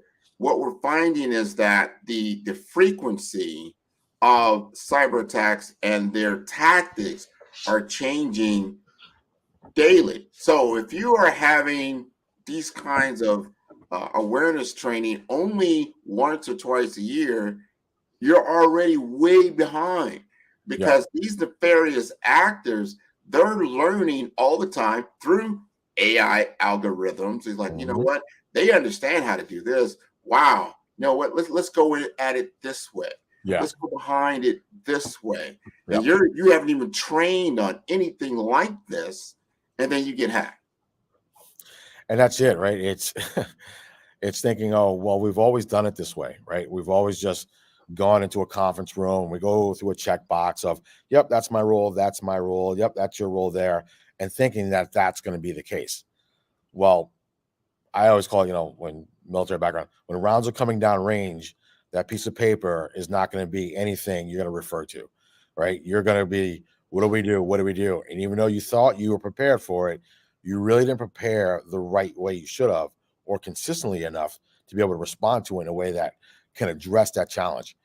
And I think this is where a lot of organizations need to start this, I call it digital transformation mindset of, we need to change the way we're thinking in the culture and become a cyber focused culture of, how do we build this resilience in our organization? It's through the people, right? It's through preparing them for, I'm not going to be with you when you're on the front lines over there and you get this phishing email. I need you to know that you can handle this when it comes in, and then report it to the people that need to report, like, hey, I just got this email. Can you give it to me? That way everybody else is aware of it and knows how to prepare for it. And that's a challenge, right? Because if you're not preparing everybody that's in your organization, not just technical people, but everybody that's underneath you working towards that same goal, it's really making it so much easier for these threat actors to come and attack you, because they know you're not prepared. They know your team is not looking at emails or understanding what a phishing email is or any of that. And they're loving that. They're like, we'll keep doing it. So you look at organizations that are hacked and don't prepare, they keep getting hacked after that again and again and again. Target's another one. Target got hacked 2 years ago. They got hacked a month ago and shut down the supply chain, because people know you're vulnerable and you still haven't addressed the issue. So they're going to keep going after you until you can stop them. That's it. They're going to keep exploiting you. I talk to people a lot about what happens right now. Yep. You can't access your data. You cannot access your desktop, your laptop, your phone. It's shut down. What is the implications of that? Everything. Think about it, right? It's everything, especially from a ransomware attack. I know an insurance company that was in Chicago that paid out $43 million in a ransomware attack. It's an insurance company. Once they found out that they couldn't get their stuff back, they paid the ransom. It depends on what industry you're in and how important that data is, right? Insurance, critical infrastructure locations like a power plant or hospitals or anything like that, especially hospitals. Hospitals again, over the holidays, Thanksgiving, I think 8 hospitals got hit, shut down, and then they're now blackmailing the patients because they got their data, right? Wow. That's, showing you the threat of, we don't have access to our data. How do we protect this? Now, I mean, this is patient. I mean, you think of HIPAA and everything, compliance. I mean, everything goes out the window at that point. You're like, all my information's out there. Now they can sell it. I mean, this is what these threat actors are doing. Then how do you, even let's say you paid the ransom, you paid the 43 million, how do you trust your data after that? How do you trust a thief that's already stolen from you just to be nice and give you back your data without anything happened to that data? They haven't massaged that data. I mean, that's the risk, right? It's like, I want to pay you this money, but how do I know I'm getting all my data back?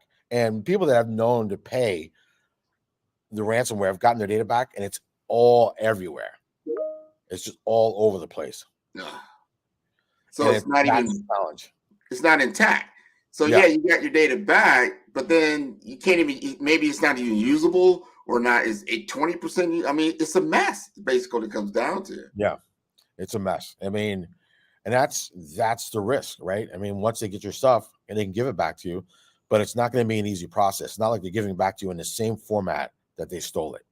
They're just going to throw it over the fence to you and go, thank you, have a nice day. And oh, by the way, maybe we left something behind in that data file and we're still in your accounts. Again, as you said earlier, like, you know what, I'm going to hack you again. Give me 6 months. You're going to feel good. I'm coming back to you because I've already planted something in there. And sometimes you can't see, your tools can't detect that anomaly because there's some kind of anomaly in your data that kind of explodes that payload. That's very, very interesting. That's the challenge, right? It's not knowing. It's like leaving a landmine behind that's just sitting there, right? Just leaving it, just let it simmer, let it, go through your files, everything else, and we'll just stay in here as long as we want and come back again and get another attack from you, right? I mean, they'll send cyber forensic people in there, and hopefully, I mean, that's what MGM did after theirs. They spent over $1 million on cyber forensic experts to see, hey, are we still safe? Is there still anything left in our systems? And that's where you take that risk. But a lot of organizations don't have that money, don't have the money to do that. So it's something that people need to think about after a cyber attack. And if you want to pay, and the FBI tells you not to pay ransom attacks, but it's still your organization, And to give you an example also, these threat actors are becoming so bold, right? So the SEC now has new rules that if you're attacked, you have to report to them within 4 days, right? So these ransomware attackers hit this organization. The organization never reported to the SEC. So what the hackers do, they called the SEC and filed a complaint that this company didn't report the hack that they did against them. Yeah.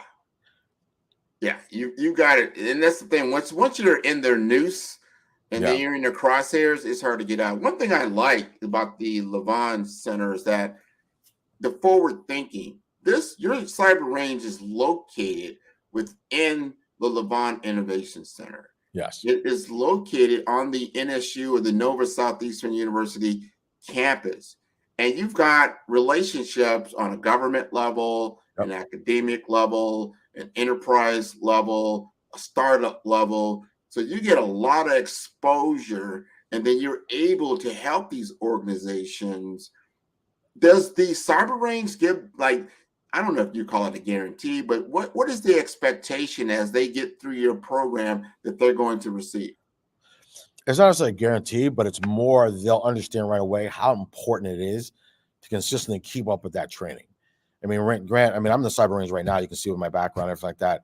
You've been in here. When you walk in this, it's a military-grade cyber range that's been approved by the FBI, NSF, DOD, Cyber Command, all signed off on it as a military-grade range. So when you walk in here, it's like walking in the Pentagon. Door closes, there's no windows, it's soundproof and everything else. So you feel like you're in an environment that you're going to get the training that you need to start preparing you for a cyber attack. And that's what you need. You need to feel like, okay, if I had a cyber attack, I need to go to my war room and I need to start planning and training and preparing that. And if it happens in real life, my team would need to be in its own separate room, being able to address those issues. So when they're here, they get it right away within the first 30 minutes of, okay, this is serious. I need to be paying attention. So it's not about coming in here and you're on your cell phone, going through the stuff. We make sure the information or the training we're giving keeps you engaged. And that's the challenge thing, right? You go to a lot of organizations, it's in a conference room, it's over here, you have distractions, people want to check your email. We make sure that it's very engaging from the start that you get the feeling that, okay, I need to go through the scenario as if it's a real life scenario. I like that.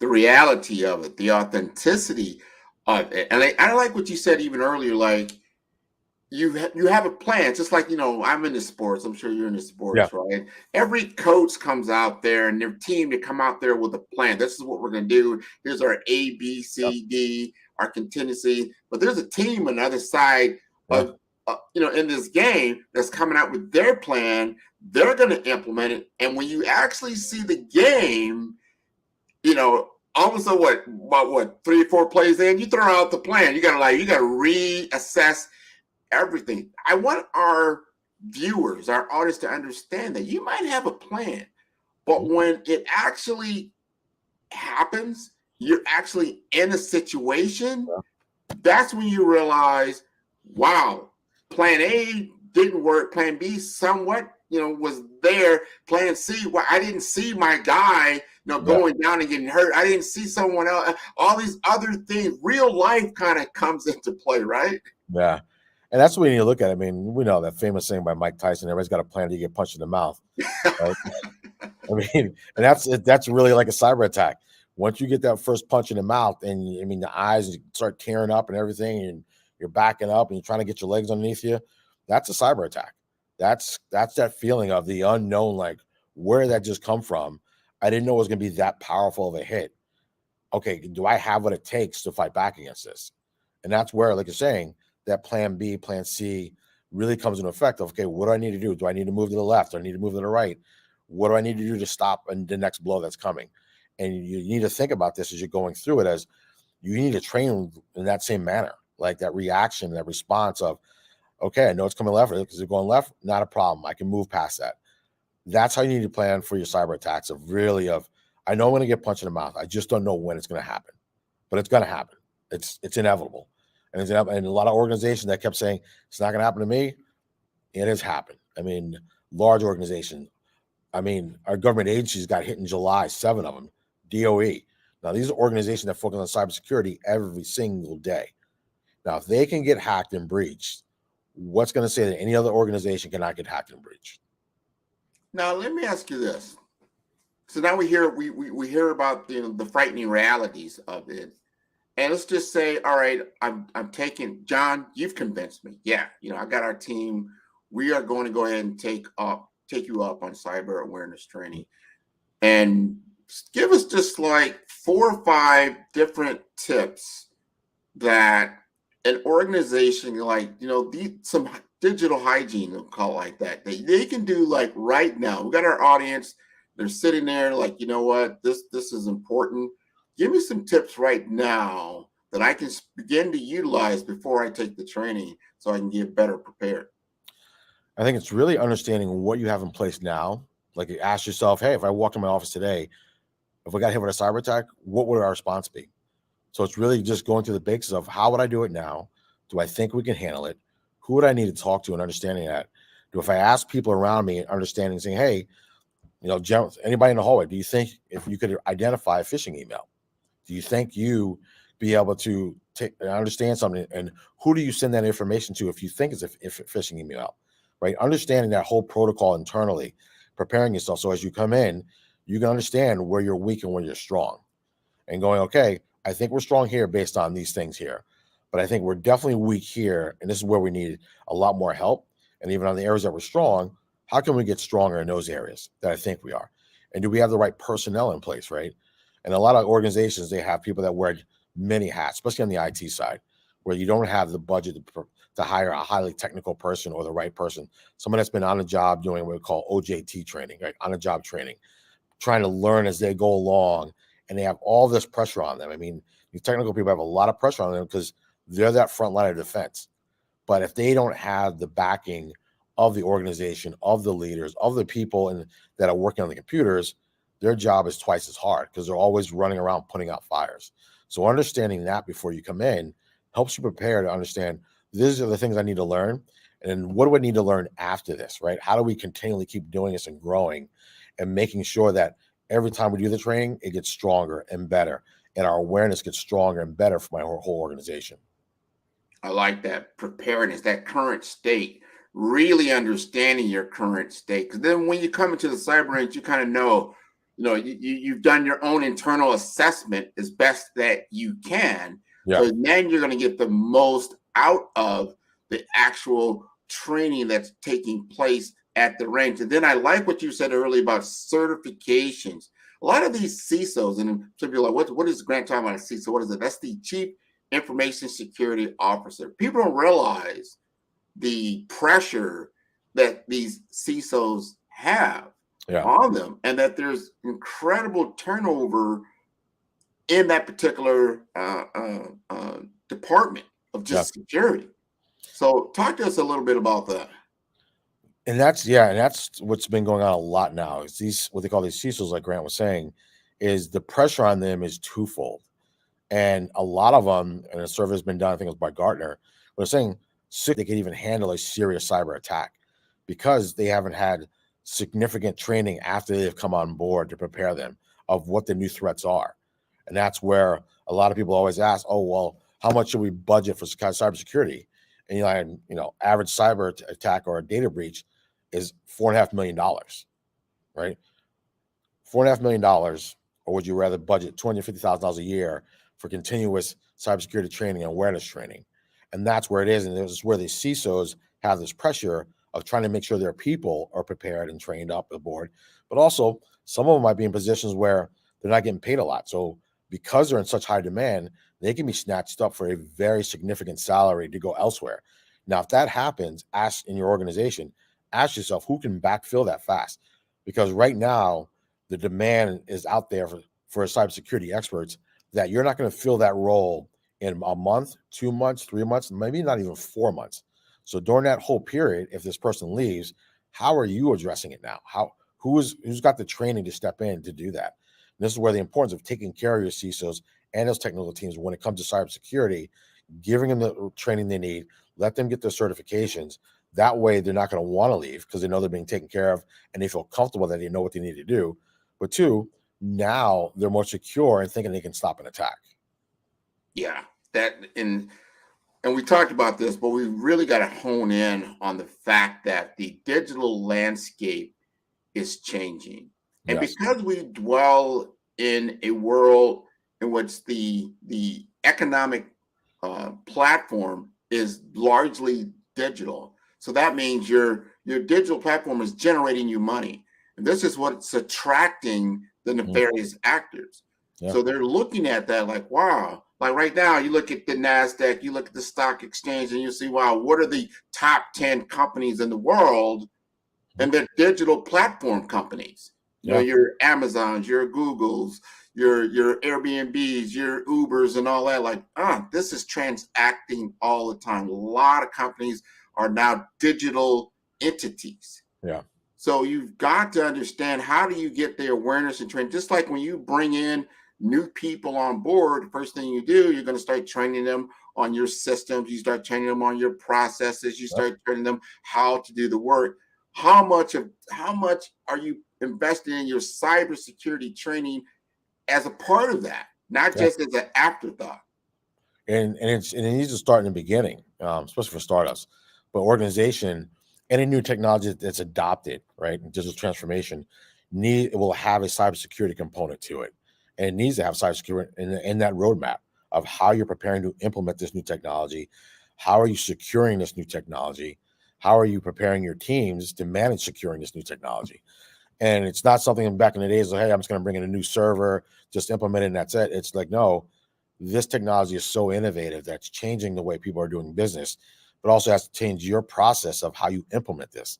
And cybersecurity should always be tied hip and hip to any new technology that's being implemented in an organization. And if you're not, these are the ones that are failing and getting hacked, thinking, oh, I'll just add AI in here. I'll just add blockchain in here, right?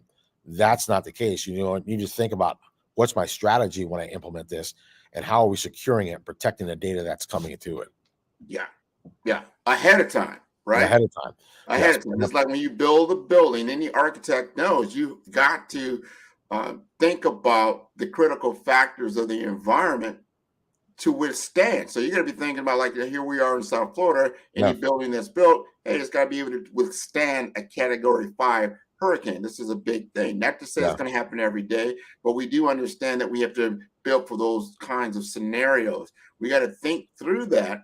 And what you brought up is so important. And our C-suite people, the owners, might be that technically savvy, but they got to know how to ask the right questions Yes. of their IT team, not even just their IT teams, their third-party IT vendors. Because we were talking about, like, I think it was Target a few years back. They got hacked. How did they get hacked? They had a vendor of a vendor wasn't didn't have their digital hygiene together, and that caused them to lose all that credit card information. And that's it, right? It's understanding. When we do our executive briefing, the biggest thing, it's not technical, right? You have to make it so they're comfortable saying, okay, I understand this now and my responsibilities. What are the questions I need to ask, or who should I be asking these questions of? And that's what's missing, right? A lot of them just want to push it off, but it can no longer be pushed off for an executive and their teams of saying, okay, I know exactly who to call. If HR goes down, who are they calling, right? We can't send payroll out, right? You're a publicly traded company. How's this affecting us, right? Who do I call? Who do I reach out to? How do I mitigate some of this stuff fast and quickly? Do we have the right procedures in place or the right technology to stop it, or to mitigate it and stop it in a way it's not taking over the entire company, right? These are the questions that an executive and a CEO suite need to understand more than ever as these threat actors figure out such fast ways. ChatGPT and everything else is turning hackers on steroids. Is making it so easy for them to learn new tricks of the trade that used to take years. Now it's taking a week or a day for them to learn a new little trick of how to hack into your system. That's so important. You got to think about it. Do you want to be on the 6 o'clock news explaining this hack? No, I think, Grant, you made up a great point, right? Because people forget it's the reputational damage that a lot of people don't think about with a cyber attack. If you're the captain of that ship and that cyber attack happens, that's your reputation. People remember that you were the one in charge when it happened. And if you leave, that still follows you. Oh, you're the one that let that hack happen at your last organization that you were running, right? That follows you. It's just now tied to your resume regardless, right? You were at this company, and that's for the people that even work for that company. Oh, you worked at that company, you got hacked and stole all that data? Yeah, I worked there. Or especially if you're the IT person that was there and you got hacked. That's their reputation, because then they're looking like they're at fault. So there's a whole ripple effect. I mean, those are the intangible things that happen from a cyber attack.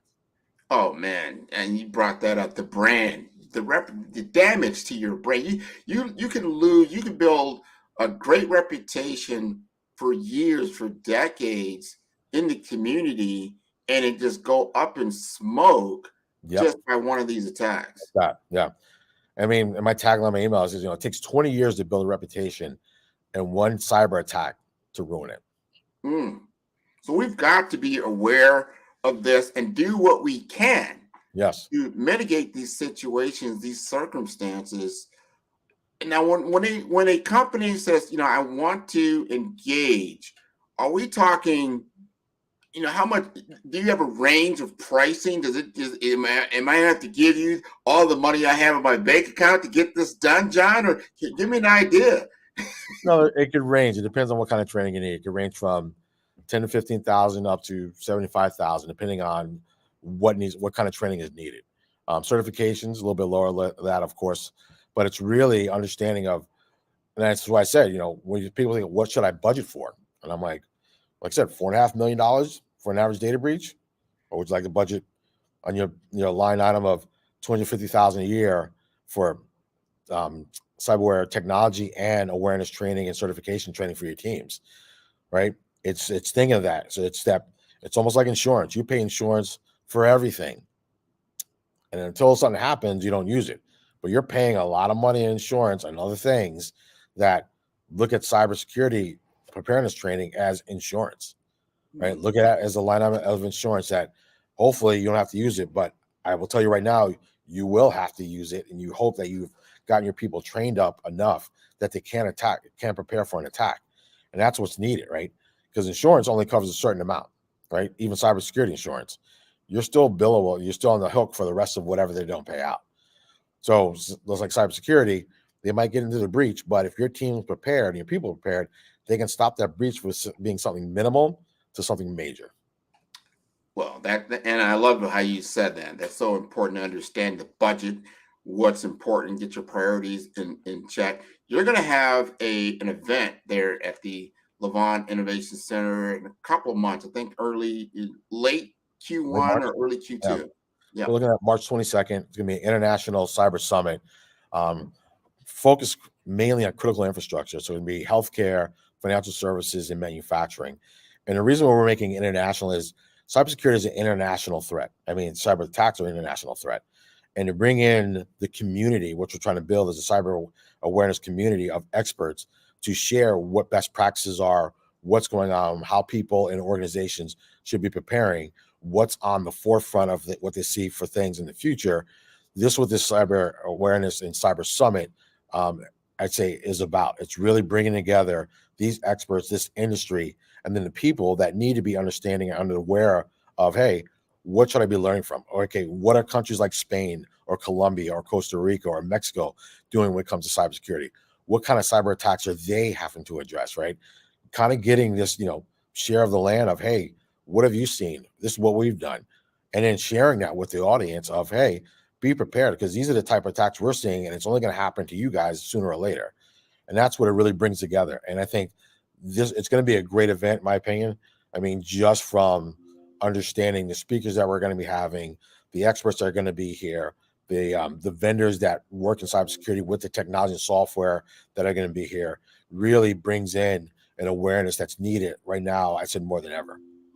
This is so important, so important. Thank you for sharing it. I want everybody to understand that even this particular network, we do this as a fundraiser for our kids to get exposure to professionals like John Riley III, to get exposure to the Levant Innovation Center. And this is done as a fundraiser. So we want to make sure that we take advantage of this, that we keep this going. It's so, so, so important. And we are in the gift giving season. You have been giving us gift after gift after gift after gift, John. This has been wonderful.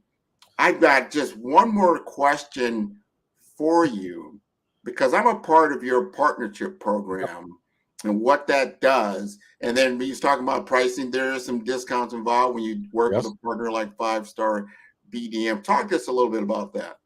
And working with organizations like 5-Star BDM really makes it easy, because 5-Star BDM is in that community, knowing the people that need this training, but their expertise with 5-Star BDM is really saying, hey, I want to bring you in to expertise that you need to be prepared for. And it's working with experts of saying, hey, who do I go to for cyber training, Grant? Who do I go to 5-Star BDM to work with people that are in this organization that are going to help me? And you have to work with a partner like 5-Star BDM to align you with people that you can help and people that want to have that help. So, I mean, I love the partnership that we have with 5-Star BDM, and really, I think it's just going to help others that are in the organization and companies and even community saying, hey, I know to go to who has their finger on the pulse of cybersecurity. It's 5-Star BDM. They know where to get me in touch with people, what kind of training I'm going to need, and where to take me in my organization. So I feel comfortable that I'm paying for the right things. Exactly. I've been around the block a few years, maybe 20 plus years in the space, and understanding like software doesn't solve everything. No. You've got to really look at, and I like how you said earlier, your current state. What does your current state look like? Do you truly understand what that looks like? And as you look to adopt new technologies, which you will have to do, as we know that this digital landscape is changing astronomically on steroids from an AI perspective, a deep learning perspective. You can't stop doing these things. We just need to understand. Just like when you get in your vehicle and you're going down the highway, there's always a potential for an accident. We know this. That doesn't stop you from jumping in your vehicle. It doesn't stop you from getting in your jet. It doesn't stop you from moving forward in innovation. You just need to be aware and make sure your doors are locked, right? If you've got your two-factor, in place, they call that multi-factor authentication. that type of thing, that you've got all those things in place, that you have dotted your I's, you have crossed your T's. Let's look at it as a framework. Let me look at it from the lens of how a cyber insurance company is going to look at you and understand kind of where you're at. And then I'm going to contact John, like, look, let's put this baby on the road. Let's go ahead and see if this walks like a duck and quacks like a duck, and make sure it's not a dog. Because when we go in there and these guys are in there, like, this is like going into the NSA, they were like, man, you tried. You tried, yeah. That's it. And you want that feeling. I think you're hitting. I mean, you want the feeling of, wow, like, okay, this is really serious now.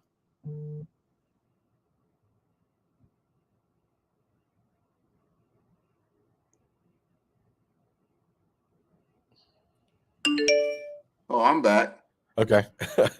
Yeah. Now I know we're getting toward the end of our hour, but before that happens, I talk to you all about your team. What does your team consist of there at the Innovation Center? As far as the cyber team, we're aligned with some of the top people in the industry that have had years of experience, I'd say, on the ground, working in war-type theaters, working for the NSA, working for other three-letter agencies, and really bringing that expertise in here, because that's what's needed. It's not about having people here that saying, hey, I'm going to teach you out of a book. We're going to give you real-world examples, real practications of what we've seen out there, what we have dealt with from a cybersecurity attack, and how you can prepare for it. And that's the important thing, because that brings credibility, right? It'd be different if somebody just said, hey, I just took an instructor class on this. I'm going to come teach you about this. That never resonates, right? It's someone saying, hey, let me give you an example of what I've dealt with. And now this is how you could deal with it in your organization. Here's how you can prepare for it based on my experience of where I failed at stopping it, or how I prepared enough that we stopped it early enough on. And that's what's needed when you're having people in cybersecurity of, let me hear from an expert, not just somebody that's going to tell me something out of a book. And that's what we want to align ourselves. When we pick our affiliate partners like 5-Star BDM and others, it's really on the lines of, let's pick the right expertise people that bring in here, that bring credibility. So when people are here for their training, you understand they're getting an experience that is going to resonate when they leave. They'll be able to apply it as soon as they get back to the office, and then ask other questions of, okay, how do we go back? Because I want to go through this exercise again. I want to see if we did it better. Interesting. And I've been there. You've got a crack team there, not just in the cyber, because the Levant Innovation Center has different, you would call centers of excellence. Yes. On the campus, right? Yep. And cyber, every time I go, there's always somebody coming in and out of the cyber range. I'm like, hey, I was just up there, learning something or doing an exercise. And there's other centers of excellence that they have actually robots right there that are moving around. It looks something out of the future. Just describe for the team, because a lot of people, they haven't been there. Maybe they've seen some videos. Yeah. Walk us through what's happening there at the Innovation Center. So the Innovation Center, it's 54,000 square foot room, floor of innovation. We have an AI lab that has a digital twin city in there, robots, everything, 3D printers. It allows entrepreneurs to come in here to test their ideas as well, which is a great thing. We just added what they call a volumetric room that takes a 3D scan of your entire body. It's the only public one in the United States. The only ones that are out there are in Disney or on the Sony set in Hollywood. So we're making it a way and bringing this technology and bringing it to the masses of saying, hey, look at this technology. How can you leverage it for your company? How can you leverage it for your startup, right? The teams that are here, the people that run it, Terry Randall, John Weserman, who runs his chief innovation officer that's here, really have made this a way, I'd say, of people that are new to technology to come here and learn more about it. And I think that's the important thing, because a lot of people are afraid of technology. But once you've learned anything new in life, once you learn about it, it's no longer scary, right? And that's what we're making it easy, giving easy access to people that want to be part of innovative technology, an easy way to do that and get them to learn about it so they are comfortable. So then that idea pops in their head of, hey, you know what? I have a business, but I'd love to implement that part of technology that I wasn't aware of. And hey, how do I use that to help my business scale and grow and make it more innovative and give a better value or experience to my customers now that I have this technology implemented? That's what I look at the Innovation Center that brings to people and organizations, of giving them the access to innovative ideas and thoughts, and then allowing them to implement it in a way that they're comfortable. So true. Especially I go back to what I talked about earlier, when you understand that these digital platforms kind of rule the world. Yes. We have a chance. You have an idea. I talked to so many people that I have an idea. This is going to work. But we want this to happen. We need to reimagine our world, reimagine certain processes, reimagine how things get done. Yeah. But then you've got to have a way to test it. Does it really solve the problem? What we have found, and maybe, I don't know, 80% of the software applications that they come out with really didn't solve the problem. It was cool, it looked great, but it didn't solve the problem. So you got to have a way to actually test that out. Yes. The Levant Innovation Center gives you that ability, and then you got the security to understand that, hey, when you built it, but it's not going to be self-destruct in front of your face. Exactly. I agree with you 100%, Grant. And thank you so much for your presentation. Mr. Riley, if you would please tell us, if we want to get in contact with you and to know more about what it is that you offer our young people, can you please tell us how to reach out to you? Sure. So I have Ava Technology, which is J Riley at avaintel.com, but I'm at the Levant Center, like Grant was saying. So it's J Riley at nova.edu. Great. Thank you again for your genius. The genius is coming. Thank you, Grant, for your excellent moderation. And I'll see you guys on the other side. Thank you, Kimberly. Happy holiday.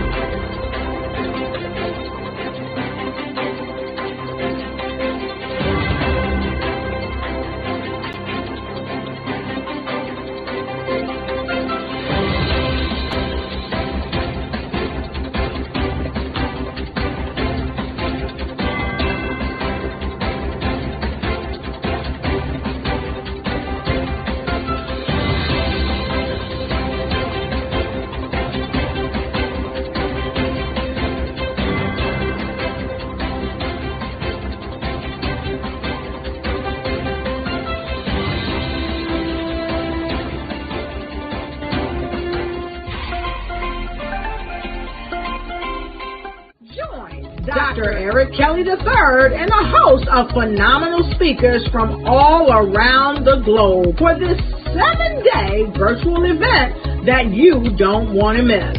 The mission of the Black Business Expo is to raise scholarship money from kids all the way from high school, all the way from college. The Black Business Olympics is one of the largest Black business showcases in the world. It is an opportunity for businesses and companies to showcase their businesses globally. We are going to be giving away laptops up to $5,000 away to students. Again, I'm Olivia Appleberry, the founder of 2 Cents Finance and one of the speakers for the expo. I am so excited to see you there. For more info, go to www.blackbusinessexpousa.com or call 919-308-9090 and hope to see you there. I am Black Business.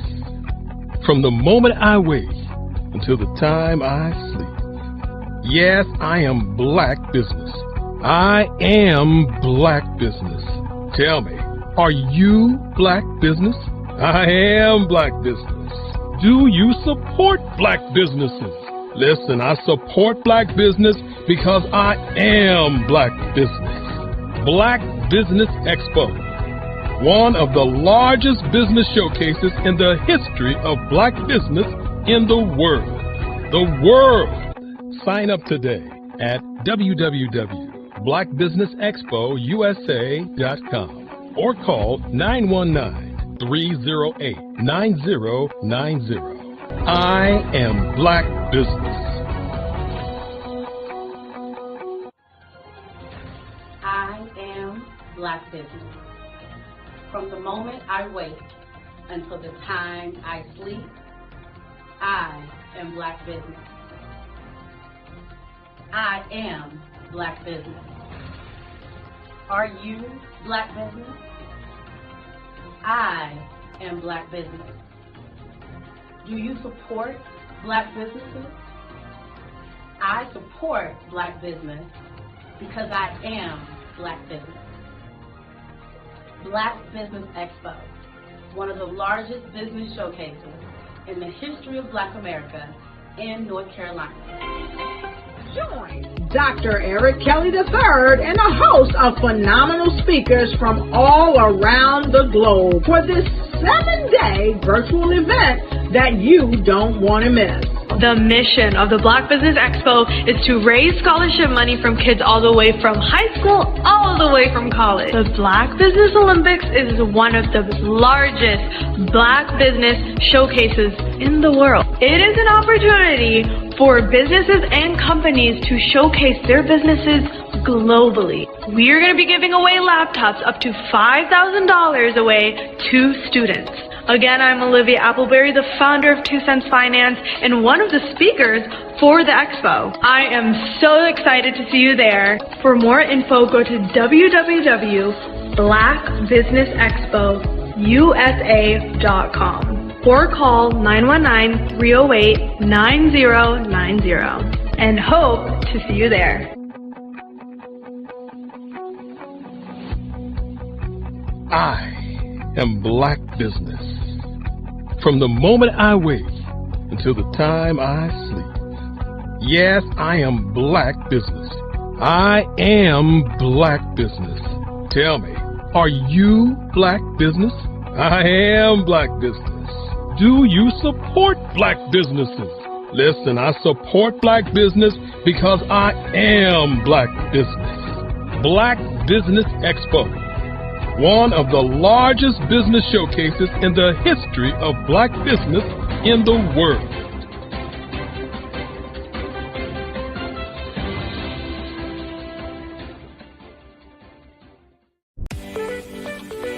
You are in the right place at the right time. The Black Business Network opens again for its Black Business Olympics, a 24/7 broadcast on business, strategies, global branding, social media marketing, finance, advertisement, and much, much more. Featuring the top, most powerful entrepreneurs and speakers and thought leaders from all around the world as they gather together for this phenomenal event. Join the Black Business Network streaming live into the metaverse, STEM City USA, Black Multiverse, Pod TV, Roku, Hulu, iHeartRadio, Apple TV, YouTube, TikTok, Instagram, Google Podcasts, Facebook, LinkedIn, IBM TV, Spotify, and Twitch. Tune in today and be a part of this amazing movement. The Black Business Olympics welcomes you.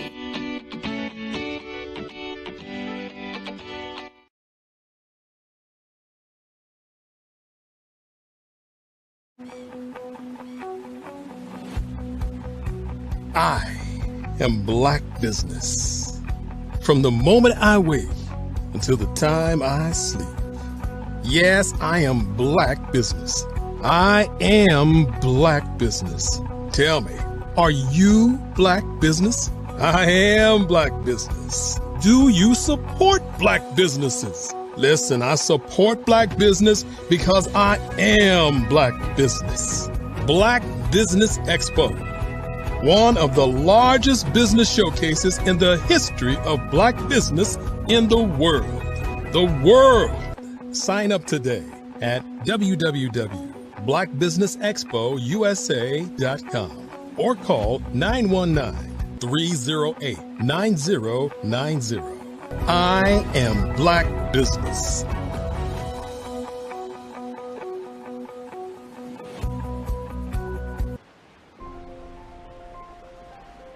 What if you could build your own city?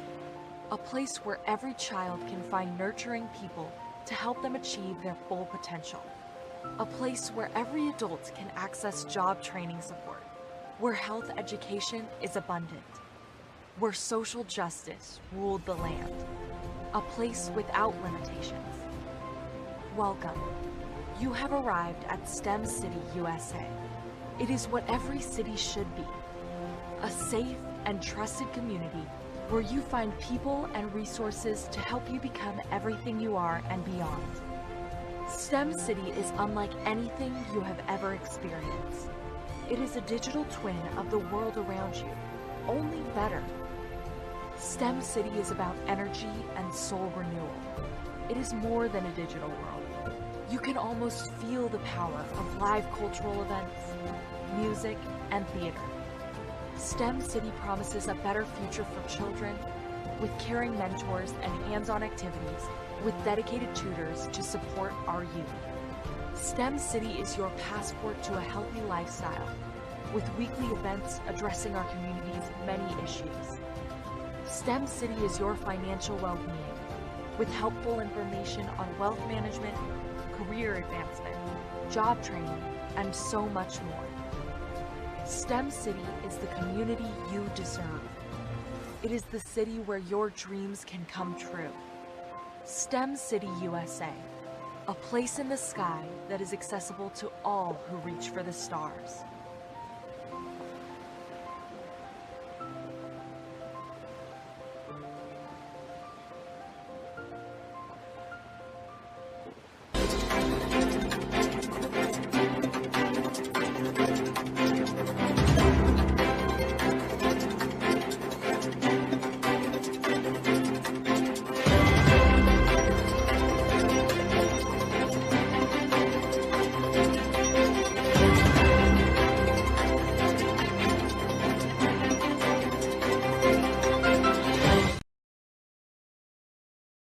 I am from Washington, D.C., but I was raised in Durham, North Carolina.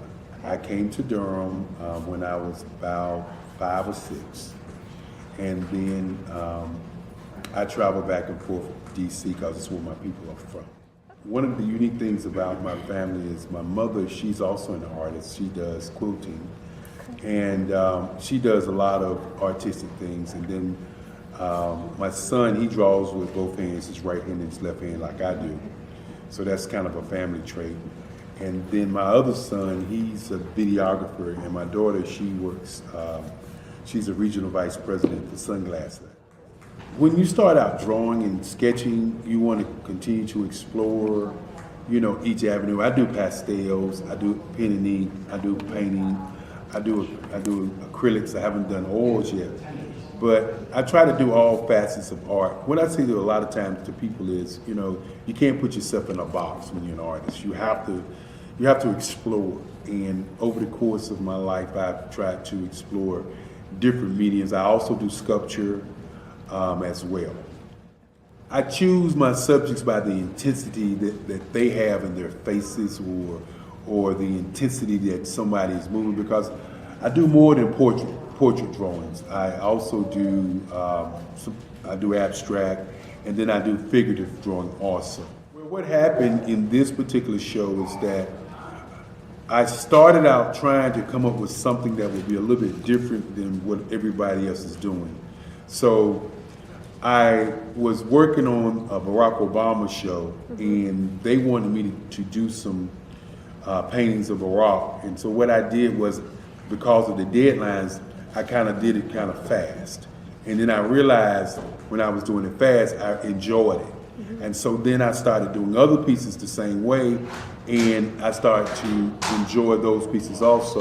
And so I came up with this particular style, and it's a style of lines and colors. And what's interesting is that when I was in college, I did a show called Lines, Colors, and I talked about the boldness of the blacks, the hotness of the whites, and this is how this has come about, you know, later on in my life. And the colors comes from a lot of the entertainers that I work with, where they wear different colors. They don't wear, you know, your plain reds or your whites. They wear different colors, and so that's also another piece of what's giving me the colors. The subtitle of this show is faces that speak life.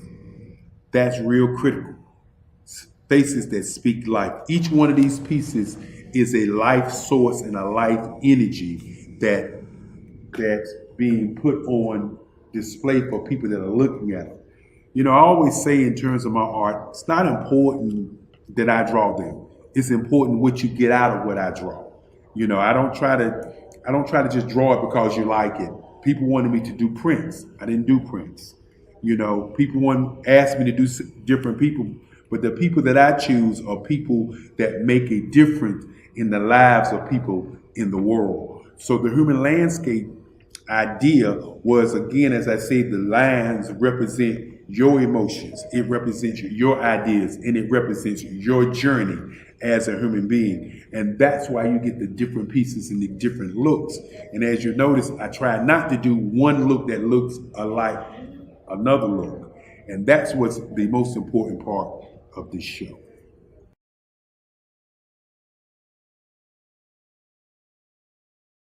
Ladies and gentlemen, and fellow professionals, please allow me to introduce myself.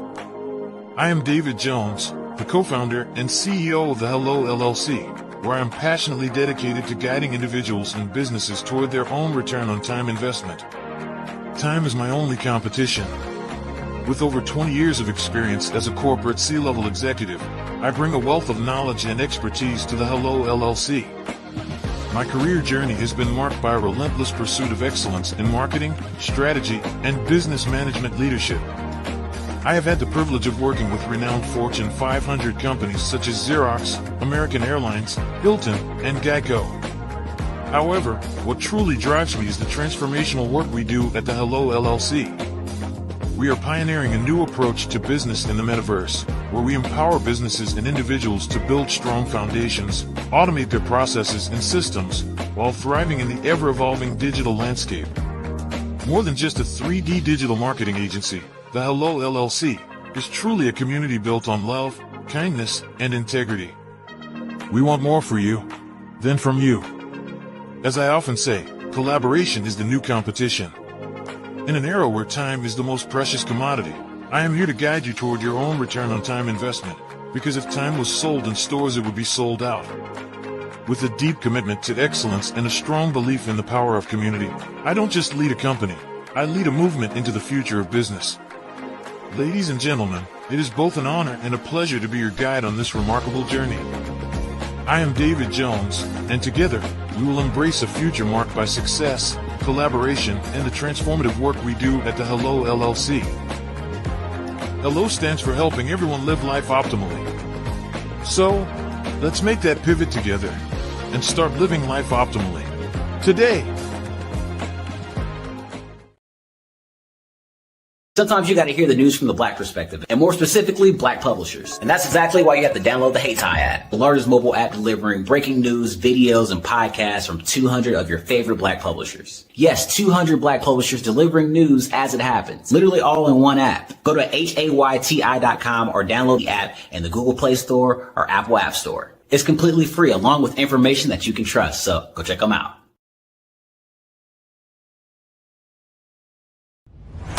Social media is evolving. It's more vibrant, more colorful, more energetic, and so are you. It's not just photos anymore. It's video, it's audio, it's subscriptions. And now there's Fanbase, a new monetized social network. Fanbase delivers the complete native app experience with full content monetization for every user. No algorithms that shadow ban your engagement or growth, and no ads. Follow anyone for free and subscribe directly to your favorite creators for $4.99 a month. Plus, show some love by tipping on any post. Also, make a Fanbase page and monetize your content the same way. Finally, connect with your followers by posting the amazing content you already create. And now, get paid for it. It's time to energize and monetize, because everyone's a fan of something and everyone has a fan base.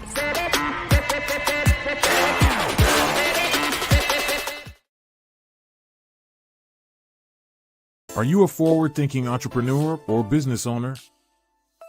The world is changing faster than ever, and it's time to pivot and adapt to the future. Hello LLC is here to help you do just that. Hello stands for helping enterprises leverage leading-edge optimizations.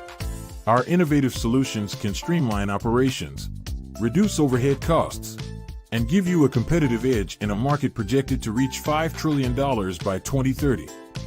By pivoting to the metaverse, businesses can tap into a rapidly growing market that is projected to be a significant part of daily life for 25% of Americans by 2026. As a full digital metaverse agency, the Hello LLC can help you create custom solutions to streamline operations, increase productivity, reduce costs, and drive brand recognition. Why should you pivot to the metaverse with the Hello LLC? By leveraging cutting-edge technology, you can provide immersive experiences for your customers, expand your global reach, and unlock new revenue streams. Contact us today to make the pivot.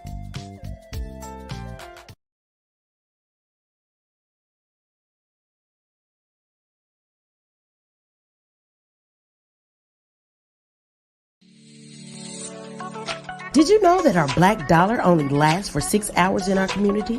Yet other communities, their dollars last for 19 to 30 days.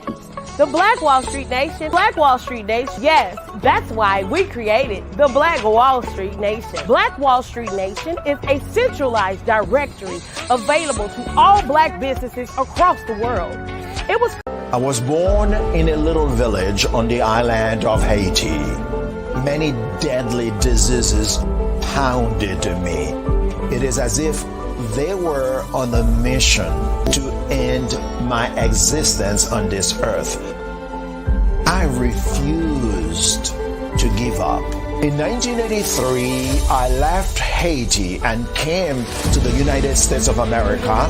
And I came with $5, 2 shirts. I didn't speak any English. I came to Atlanta. I got a job. I was a doorman. I was a doorman with a dream. What I used to come on stage. I'd rehearse this moment that I'm standing in front of you. That's the power of a dream. Maybe today is the day you begin acting as if you already have it.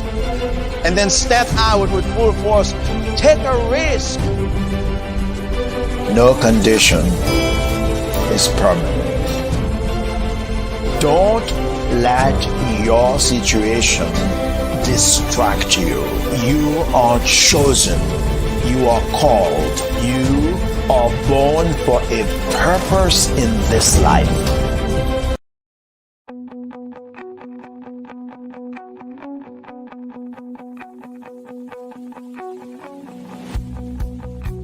I am Black Business. From the moment I wake until the time I sleep. Yes, I am Black Business. I am Black Business. Tell me, are you Black Business? I am Black Business. Do you support Black businesses? Listen, I support Black business because I am Black Business. Black Business Expo, one of the largest business showcases in the history of Black business in the world. The world! Sign up today at www.blackbusinessexpousa.com or call 919-308-9090. I am Black Business.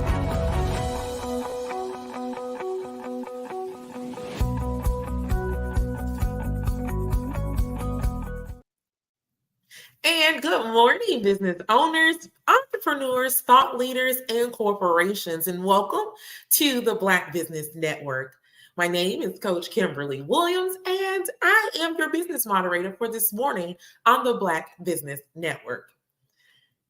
The Black Business Network is a 24-hour business network showcasing Black businesses, business owners, entrepreneurs, and thought leaders worldwide. We have speakers from North Carolina, London, Singapore, Africa, Japan, and cities all over the United States. The Black Business Network is a global community sharing its business knowledge to empower, inspire, and educate businesses about business.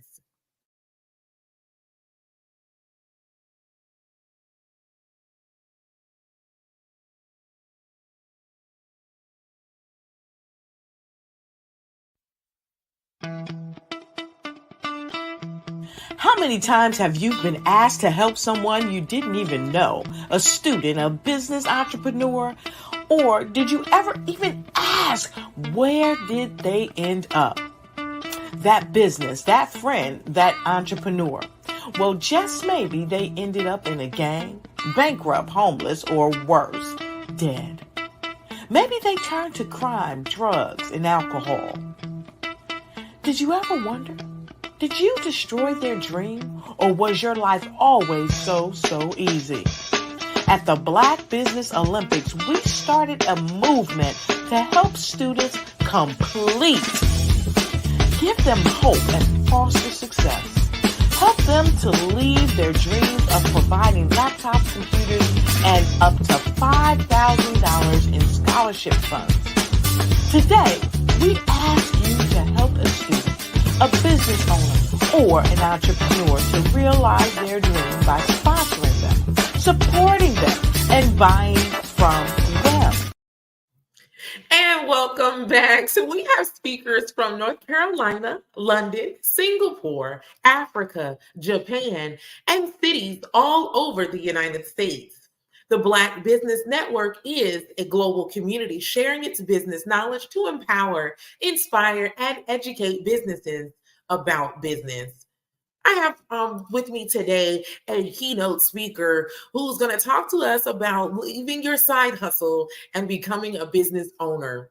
Her name is Renata Brown, and I want to just tell you a little bit about her accomplishments. She is the CEO of Dreamspire TV and the founder of Black Hour Street. Black Hour Street is a media company that produces business, search engine, and distributes online magazines, books, and TV shows for artists, entrepreneurs, and motivators. She has over 5 years of experience as a media entrepreneur, creating platforms that amplify the voices of diverse and talented individuals. As a platform builder, marketer, and interviewer, she has developed multiple skills that enable her to deliver high quality content and services to her clients and audiences. She has interviewed celebrities, covered red carpet events, and founded and executive produced the GAN SPA Awards, a prestigious event that honors gifted artists in neo soul and poetry. Her passion is to help people achieve their dreams and inspire others through media. I want to present to you Renata Brown. Hey, Coach Kimberly, how are you? I am wonderful. It is so good to see your face on this great morning. Could you please tell us a little bit about yourself? Okay, well, I've been here for almost 2 years, so hopefully people know the basic things that I do, and I usually talk about collaboration, and we're going to talk about that a little bit, and then we're going to get into some Q&A. But I'm glad to be here. It's December, and as entrepreneurs, I know we're probably already deep into 2024, and that's amazing. But one thing I do want to stress, as you go into 2024, make a plan to be intentional about collaborating with others, because that is how we're going to grow. That is how we're going to strengthen. That is how we're going to make it to the next levels that we need to achieve. And that is by intentionally, just like you make a budget, just like you allot certain time for certain things in your business, you need to make a collaboration plan. So you need to say, how am I going to reach the people that I need to reach? How I'm going to work with the people that I need to work with, and then plan it out. Set a goal for yourself every week. Every week, I set a goal for myself to connect with as many people as I can. And not only am I setting a goal, I have an action plan. So one of the primary places that I connect with people is in my LinkedIn network. So I'm very intentional about connecting having a plan, inviting people to a call. And I want to stress this, you're not inviting people to a sale, but you're inviting people to a call. And I can tell you my network and the things that I do with other people, they have grown by me being very intentional about having a plan, executing that plan. And then after you do that, you can't forget to do the follow-up on the follow-up, right? A lot of times we may have amazing conversations with people and we kind of leave it there and we don't have an execution that we take further than that conversation. So make sure you have a follow-up, make sure if there's any action steps that you need to do, that you take those action steps and really go into the conversation with the mindset that you want to collaborate with them, not that you want them to come your way or they want you to come their way, but that you kind of meet in the middle and see what strengths you bring to the table, what strengths they bring to the table, and see how that you can work together. I have some very, very exciting collaborations coming up in 2024 that I'm happy, I'm humbled, I'm excited, I'm ecstatic about it. And what we're doing with Black R Street, I just want to clarify a little bit. It's a combination of what we do in the other brands. So we have Dreamspire Books, and that is a platform for authors where we have an online bookstore with over 200 authors in our online bookstore. We also do a streaming show, Authors TTV, as well as we have Dreamspire Books, the magazine. All of our shows, when they stream, we put them up on Spotify as well. So what we do in Dreamspire Books, we're taking that and we're doing a very exciting collaboration that I'm going to talk about in a few minutes. And then one of the other parts of our platform is Inspire, where the E stands for entrepreneur and the M stands for motivator. And that is a place where we showcase businesses. We showcase them on our website.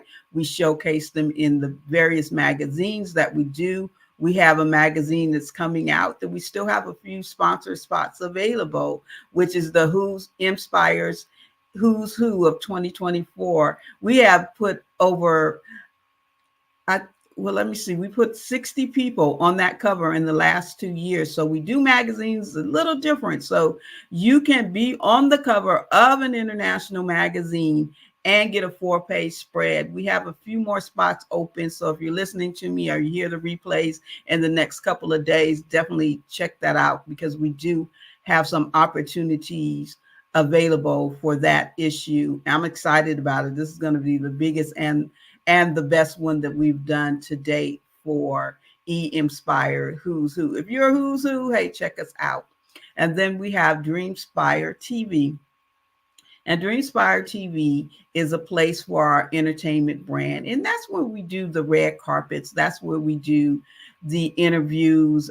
We are credentialed for such awards as the Stellars, the Black Music Honor, and a lot of others. I had the amazing opportunity this weekend actually to cover the UNICEF ball, the United Negro College Fund, for the Mayor of Atlanta. It was the 40th anniversary. We had a chance to actually interview the mayor. So look, those interviews will be coming out soon. But one thing that really humbled me, and I was so amazed to be able to also interview the Honorable Ambassador Andrew Young, because he's just history walking and so blessed that we have him with us. So we are able to do that things through our entertainment brand, which is Dreamspire TV.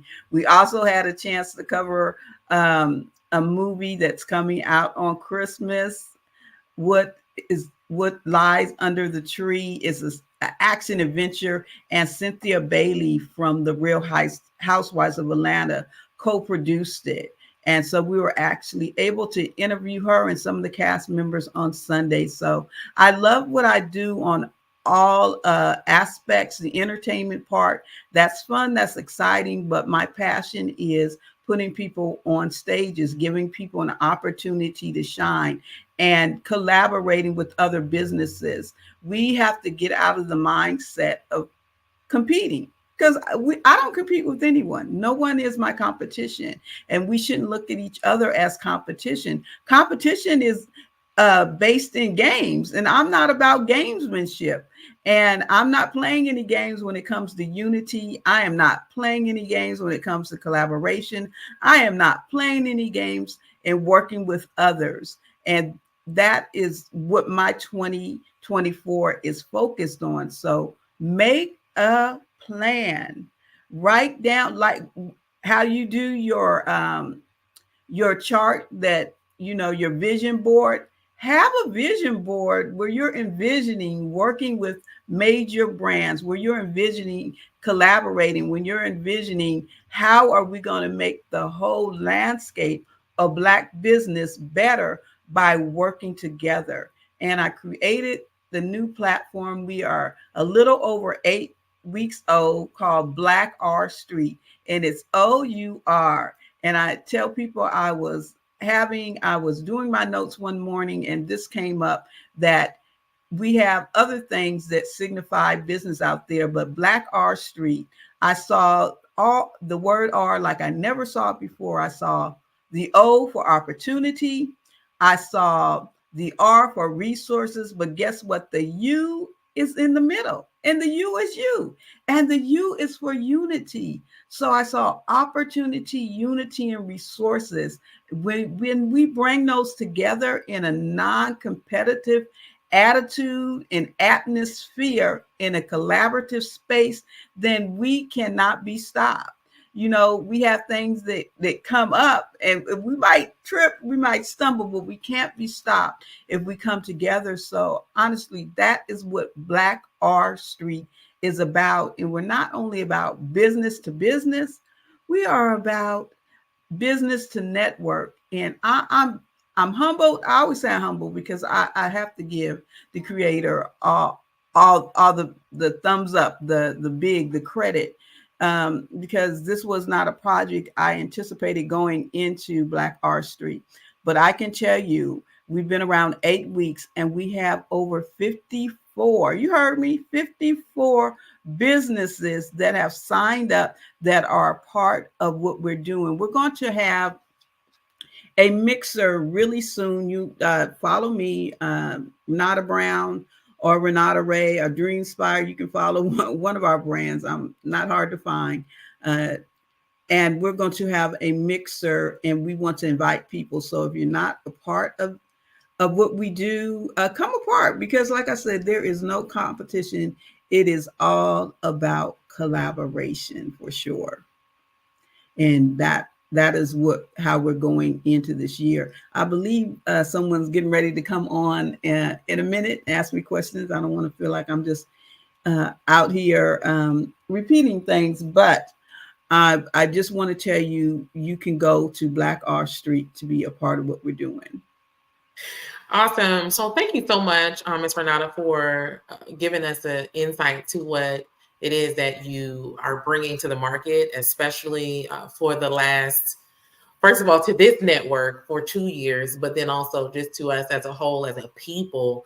The things that you have for us in terms of business owners is not only inspiring, but it gets us into a position that we may not have been able to get ourselves.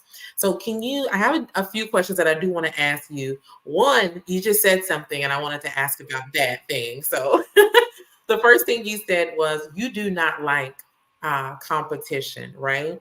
And that, you don't, again, you're not playing games when it comes to your business. And so the gentleman that was on earlier, he said that your competition is proof that you can do whatever it is that you're trying to do.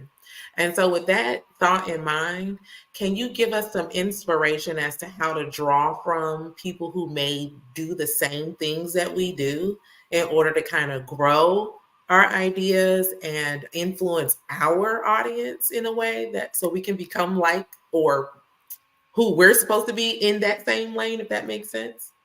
Absolutely. So when we look at competition, it is rooted in games. and we don't want to be games. But when we look at collaboration, that other C word, let's get to that other C word, collaboration, then it gives us the opportunity to grow. We all know the African proverb: if you want to go fast, go on by yourself. But if you want to go further, then go with each other. Okay, I just made that up, that part. Okay. I like that. Go with each other. And so the way that I look at things, I look at people in a straight line.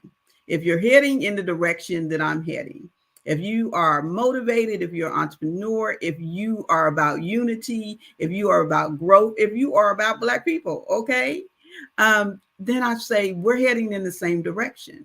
Now we know how direction works. I might be in front of you. So I think helping other people behind me, because we're going the same way, right? So sometimes you have to help people that are coming up and share your knowledge and give back. When I interviewed the chairman of the United Negro College Fund, and I said, okay, it's good. They raised about $4 million Saturday night. But I asked her, I said, what are one of the things that people can do year round? And she said two things. She said, first of all, was volunteerism. So giving back to that person that's behind you. Okay. But when you're competing, you're not thinking about that person behind you, right? You're not trying to help them get to where you're going. You're just trying to get out there, and that poor person behind you, you're a gatekeeper. So let's put a gatekeeping to the side in 2024. So that's the first person, right? So I'm helping those, I'm volunteering, giving my time, resource, and money to those that are in need, right? Because I want you to come up. I want the young people to come up. I want the beginning entrepreneur to come up. I want all those people to be a part of what I'm doing, because I'm where I'm at, but I want them to have that. The next thing in that line is those that is walking with me, right? Okay, we cool. You're not my competition. You're my brother, and you're my sister, and my sister. We're walking together so we can get things accomplished. Right now, we're joining up. And then the third person in that line is that person that I have aspirations. That person is that's doing the thing, right? So that's how I look at it.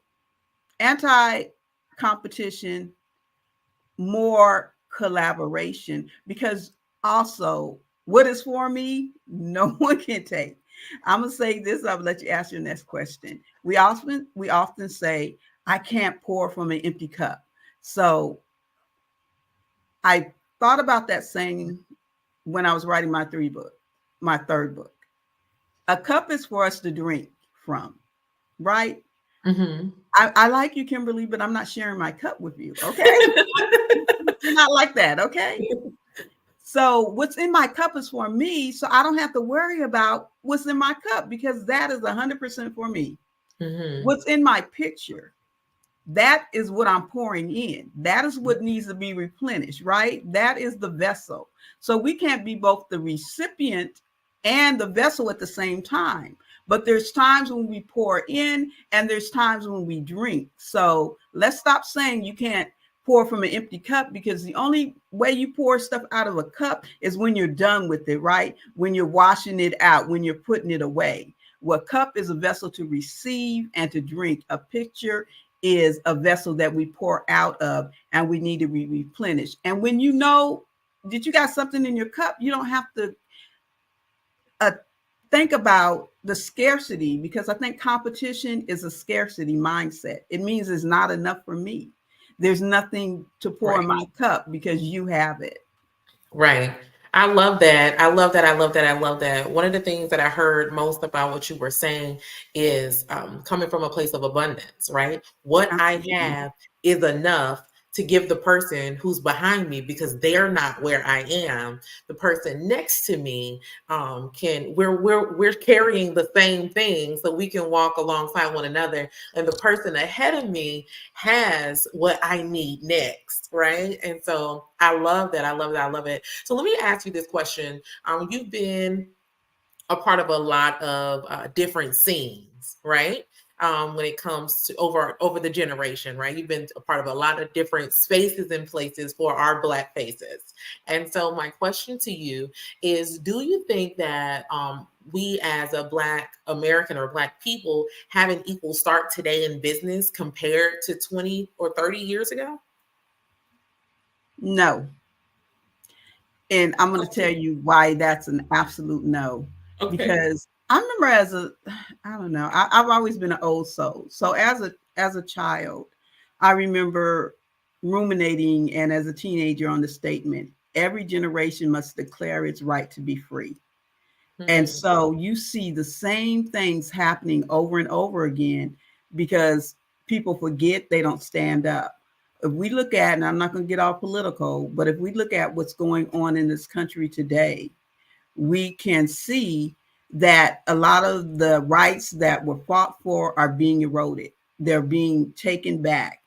They are rolling back affirmative action. They're rolling back so many different programs. So each generation, our generation, has to stand up and say, wait a minute, we have more tools than we had in the past. We have more opportunity than we had in the past, but we still don't be fooled. We have to get out there and affirm our right to be free because laws are popping up every day. We see what's happening with the Fearless Fund. If you're not familiar with the Fearless Fund, how that there's a lawsuit saying that they can't give money dedicated to Black women, and that's against the law.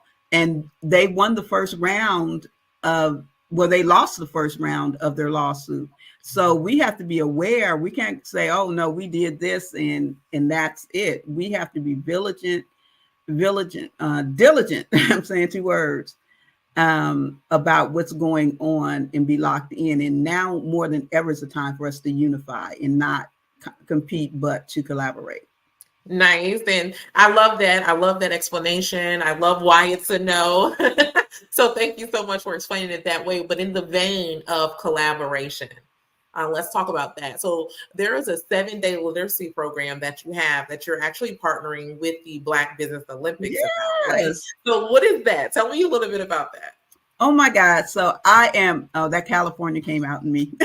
I am so absolutely excited that we're going to be mirroring what is happening today, but we're going to be mirroring it in the literary space. So next year, for 1 week solid, 7 different topics on 7 different days, we will be talking about the literary world. And so we're partnering with the Black Business Olympics on this. We have spaces for authors. We have spaces for publishers. We have spaces for book coaches. So each day we'll have a different topic. So we'll be talking about marketing. We'll be talking about publishing. We will be talking about nonfiction, character development, and all of that. So a part of what I do at Dreamspire Books is that I was on another platform where we did a room for almost 3 years, and it was called You Gave Birth to the Book, Now You Have to Raise It, right? And so with that, I found out a lot of people don't understand that being an author is a business. And we're going to give it to you every month for a week, the business of being authors. We want you to be better. We want your voice to be out there, but we want it to be quality. We want you to understand what this business is about, and we want your voice to be heard. But guess what? We're not only partnering with the Black Business Olympics, we are partnering with the Harlem Book Fair, okay? Yes. The oldest book fair in the country, 50,000 authors strong. Wow. And so they're a part of it. We're going to be up on their website, I think either today or tomorrow. And so you can sign up at their website. They're going to be bringing resources, and we're going to be giving resources over there. We're going to have a quarterly magazine, or 2 magazines, so you'll be in mine, and we're doing one for the Black Business Olympics, an actual magazine. So we're going to be doing the thing in 2024, and I am like excited about it. You can sign up. You can go to Black R Street and go to Black R Books. You can, I'll put something out on LinkedIn. We have some things too, but we want you to sign up. We want you to sign up authors, publishers. get your time in, share your expertise, because even though it's been a proliferation of Black authors, we are still only about 6% of all books written. So even though it's been growing, we definitely have a long way to go. And what I found out, what I find is people use the term self-publishing, but self-publishing is a whole lot of things that entail. And if you don't know what you're doing, then you are going to do yourself a disservice and your readers a disservice. So understanding that business is important because we need our voices out here. Books will last long after we're gone. We want people to read us and know us and to be inspired by us, to be educated, and also to be entertained. Because honey, I love me a good fiction book. Absolutely. Absolutely. Nice. So I have two more questions for you. Okay. All right. So the next question is, is there any, I know you said that you're going to be going on the Harlem Book Fair's website, but is there any promoting that you're going to be doing? Any upcoming promoting for the event that you'll be doing? Absolutely. We're going to be out doing a lot of things. We'll probably do a series of pop-up shops too, as well, to let people know, and some calls, because we want this to go off. Having content, as you know, from here for a week, that's a lot of people involved. And so I'm excited about what is coming up, and with them partnering with us is going to be a big lift coming out of the gate with this initiative, because wow, how, coming out of the gate with the biggest book fair in the country. Yes, I'm loving it and being a part of this, and Dr. Kelly's vision to even expand, because yeah, he definitely has a vision to do that. When he first approached me, I said, let me think about it. And I thought about it, and I was like, yes, I love it. This is something that we're going to do. And I'm very excited about it. Nice. And do you already have the date and time for your first pop-up and location? No, not for the first pop-up. We're going to try to do something tomorrow. I don't know. I'll just say it. I was in a very serious car accident, but God is strengthening me and he's blessing me. So, but I still have to, take that. So it will be in the next couple of weeks, though. You can look out for it, that we are going to be out there. So if you don't follow me, follow us. Follow me on LinkedIn, Renata Brown. You can follow me on Facebook, but I prefer LinkedIn. And of course, we're on other social media as well, and connect with us on our website. So you can connect with us at Dream, like you're having a dream, Spire, SPIRE books with an S. So dreamspirebooks.com. And there will be information there as well.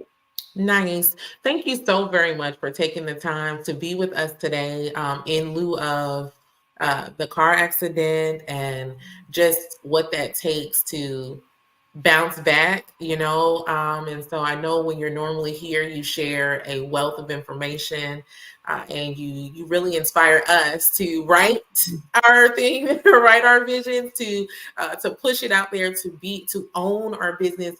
And I know we can go to dreamspirebooks.com, right, to reach out to you. And you're on LinkedIn. Is that at Renata Brown on LinkedIn? Yes.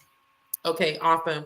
So we do look forward to connecting with you. I can't wait to see the Black Hour. I'm sorry. Black Hour Street. The Black Hour Street come into fruition.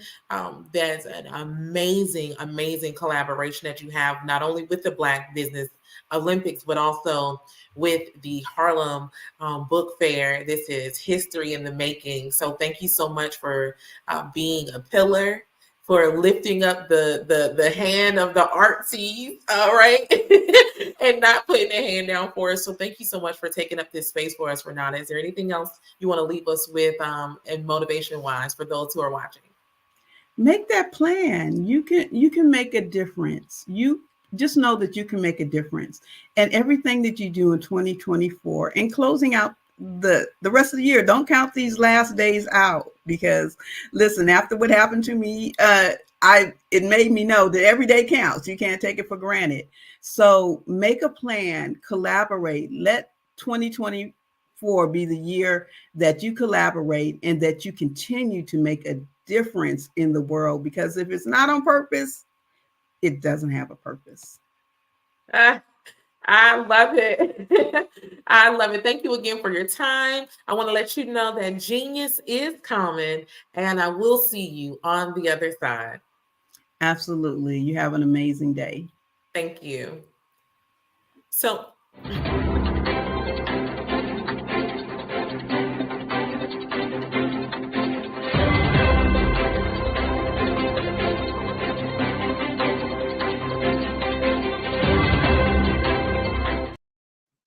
the Black Business Expo's mission is to raise funds for high school seniors going to college or K-12 entrepreneurs. This expo is a fundraiser for students, and you may go to www.blackbusinessexpousa.com in order to donate to the scholarship fund today. Or you can use our Cash App at $BBX. Excuse me, BBX. USA. And our goal is to give laptops and up to $5,000 to 10 students. And students can register at the blackbusinessexpousa.com. Now, every dollar counts. And I just wanted to make sure I remind you to donate to the scholarship fund today. We want to thank our Black Business Expo sponsors for December 2023.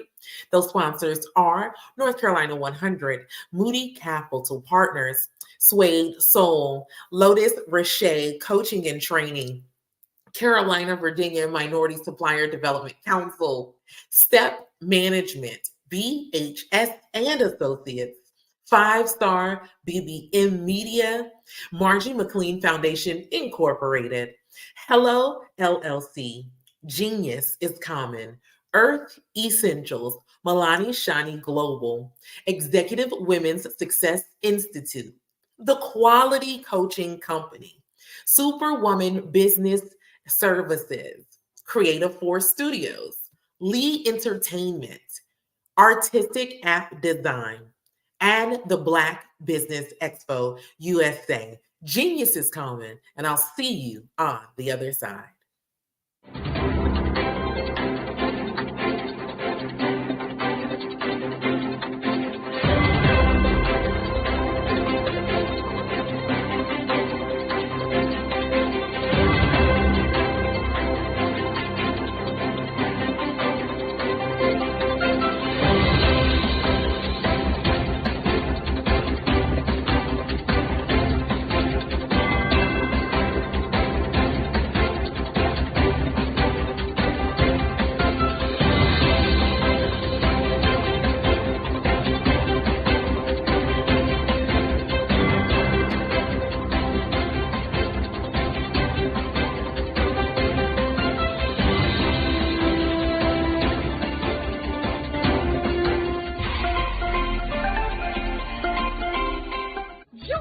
Dr. Eric Kelly III and a host of phenomenal speakers from all around the globe for this 7-day virtual event that you don't want to miss.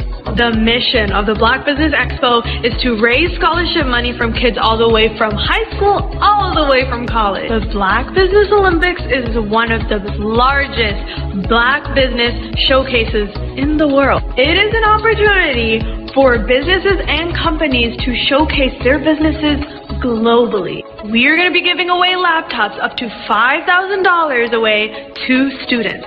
Again, I'm Olivia Appleberry, the founder of 2 Cents Finance and one of the speakers for the expo. I am so excited to see you there. For more info, go to www.blackbusinessexpousa.com or call 919-308-9090 and hope to see you there. I am Black Business. From the moment I wake until the time I sleep. Yes, I am Black Business. I am Black business. Tell me, are you Black business? I am Black business. Do you support Black businesses? Listen, I support Black business because I am Black business. Black Business Expo, one of the largest business showcases in the history of Black business in the world. The world! Sign up today at www.blackbusinessexpousa.com or call 919-308-9090. I am Black business. I am Black business. From the moment I wake until the time I sleep, I am Black business. I am Black business. Are you Black business? I am Black business. Do you support Black businesses? I support Black business because I am Black business. Black Business Expo, one of the largest business showcases in the history of Black America in North Carolina. Join Dr. Eric Kelly III and a host of phenomenal speakers from all around the globe for this 7-day virtual event that you don't want to miss. The mission of the Black Business Expo is to raise scholarship money from kids all the way from high school all the way from college. The Black Business Olympics is one of the largest Black business showcases in the world. It is an opportunity for businesses and companies to showcase their businesses globally. We are going to be giving away laptops up to $5,000 away to students. Again, I'm Olivia Appleberry, the founder of 2 Cents Finance and one of the speakers for the expo. I am so excited to see you there. For more info, go to www.blackbusinessexpousa.com or call 919-308-9090 and hope to see you there. I am Black business. From the moment I wake until the time I sleep. Yes, I am Black business. I am Black business. Tell me, are you Black business? I am Black business. Do you support Black businesses? Listen, I support Black business because I am Black business. Black Business Expo, one of the largest business showcases in the history of Black business in the world.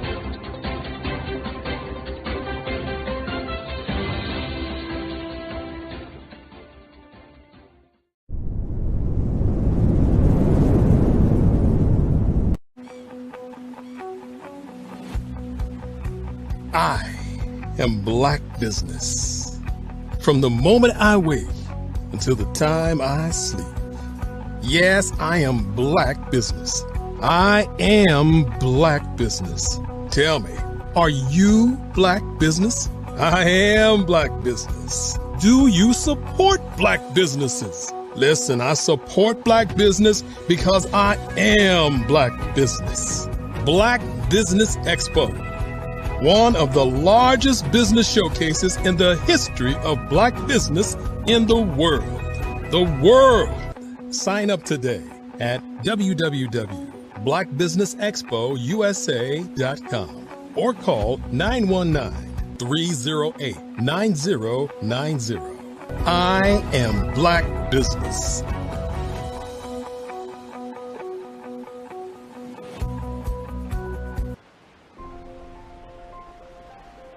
What if you could build your own city? A place where every child can find nurturing people to help them achieve their full potential. A place where every adult can access job training support, where health education is abundant, where social justice ruled the land. A place without limitations. Welcome. You have arrived at STEM City USA. It is what every city should be.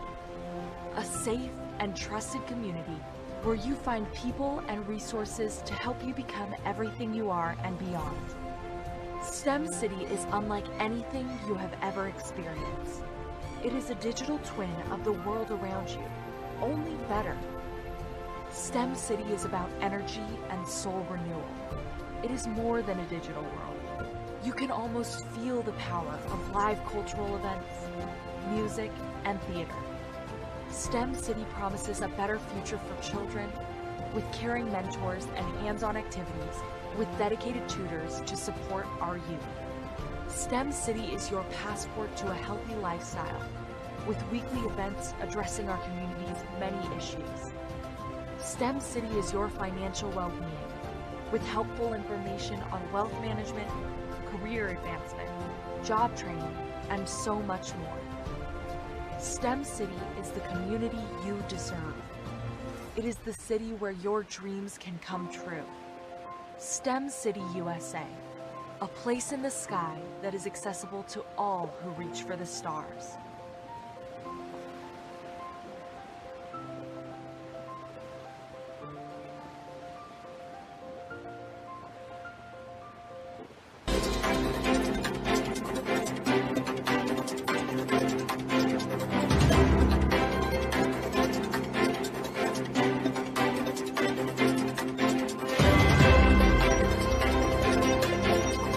I'd like you to imagine with me, if you will, opening an app where you can collaborate with like-minded individuals from around the world, get inspiration and in-app tools to launch and grow your business, as well as share your knowledge and earn compensation, all in one app.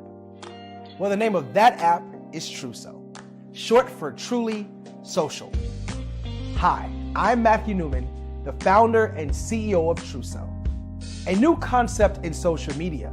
Truso is designed from the ground up to be a platform that's both social and empowering for all its users. How exactly do we do that? I'm glad you asked. First, Truso brings the world together via video. Psychologists assert that video provides a significantly more effective connection than audio only. When you enter a community on Truso, you're face to face. Second, on Truso, you don't have to have 1 million followers to monetize.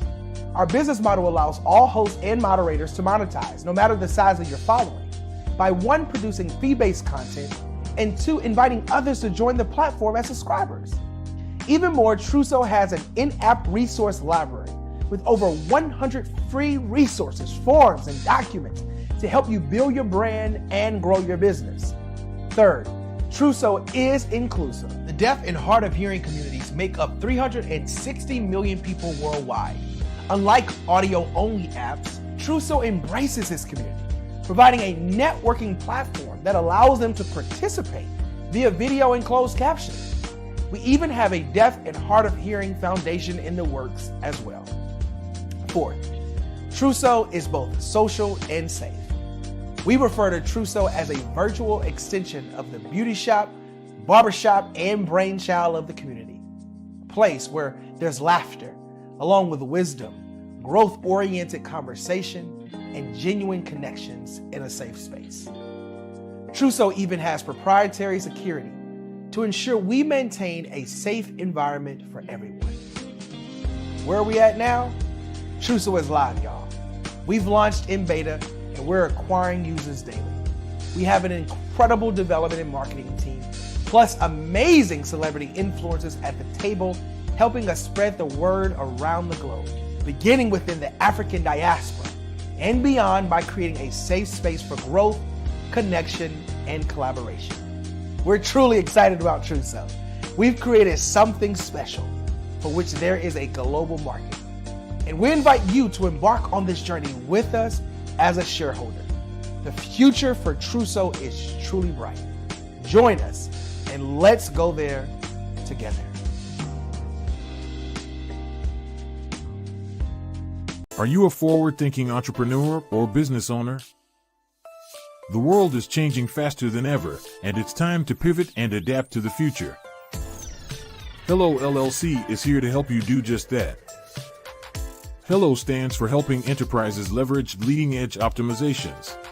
Our innovative solutions can streamline operations, reduce overhead costs, and give you a competitive edge in a market projected to reach $5 trillion by 2030. By pivoting to the metaverse, businesses can tap into a rapidly growing market that is projected to be a significant part of daily life for 25% of Americans by 2026. As a full digital metaverse agency, the Hello LLC can help you create custom solutions to streamline operations, increase productivity, reduce costs, and drive brand recognition. Why should you pivot to the metaverse with the Hello LLC? By leveraging cutting-edge technology, you can provide immersive experiences for your customers, expand your global reach, and unlock new revenue streams. Contact us today to make the pivot.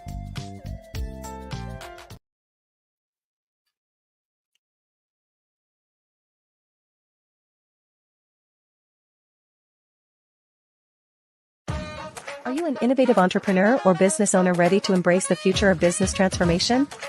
The world is evolving at an unprecedented pace, and it's crucial to adapt and pivot towards success in this dynamic landscape.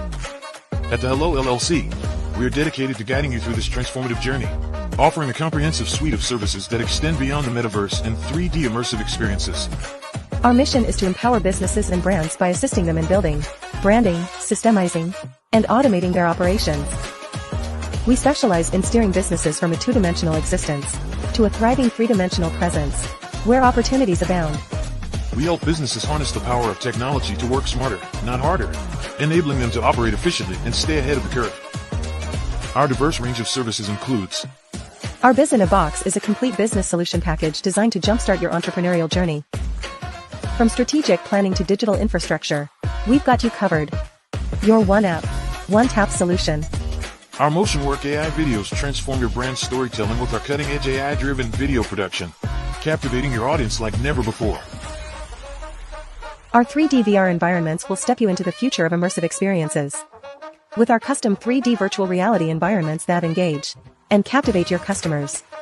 Lastly, in our Pivot membership program, we offer tailored guidance and support to either show you, teach you, or take care of the transformation process for you. According to a 2023 study by Fundera, a staggering 28% of small businesses in the United States do not have an online presence. This statistic underscores the importance of embracing digital transformation. Having a website is more than just an online presence, it's a gateway to unlocking numerous benefits, including reaching a broader audience, showcasing your products or services, generating leads and sales, establishing trust, providing customer support, and maintaining competitiveness within your industry. The Hello LLC is committed to helping you excel in all these aspects of modern business, not just limited to the metaverse alone. Why should you choose the Hello LLC to navigate this transformational journey? By partnering with us and harnessing cutting-edge technology, you can provide immersive experiences for your customers, expand your global reach, reduce operational costs, and enhance brand recognition, all while working with a company that holds integrity in high regard. Our commitment to ethical and principled business practices ensures that your journey towards success is not only innovative, it is also firmly rooted in trust and transparency. Don't wait. Take the first step towards a brighter business future. Contact us today to explore how we can support you in developing a remarkable digital presence and immersive experience that will leave a lasting impression. Sometimes you got to hear the news from the Black perspective, and more specifically, Black publishers. And that's exactly why you have to download the Hey Tie app, the largest mobile app delivering breaking news, videos, and podcasts from 200 of your favorite Black publishers. Yes, 200 Black publishers delivering news as it happens, literally all in one app. Go to HAYTI.com or download the app in the Google Play Store or Apple App Store. It's completely free, along with information that you can trust, so go check them out.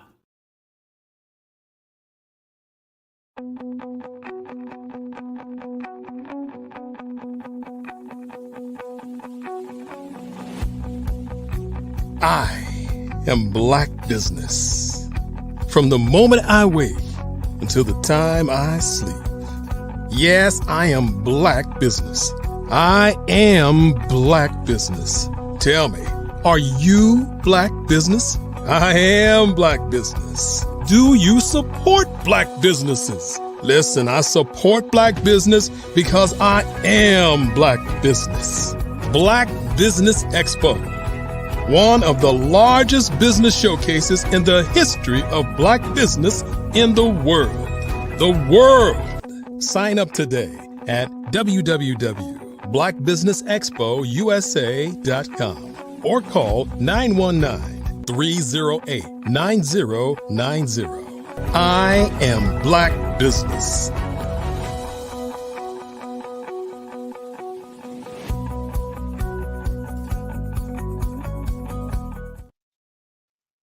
And good morning, business owners, entrepreneurs, thought leaders, and corporations, and welcome to the Black Business Network.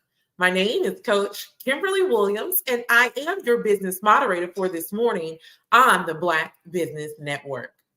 The Black Business Network is a 24-hour business network showcasing Black businesses, business owners, entrepreneurs, and thought leaders worldwide.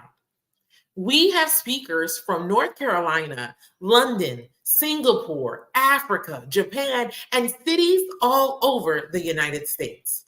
The Black Business Network is a global community sharing its business knowledge to empower, inspire, and educate businesses about business.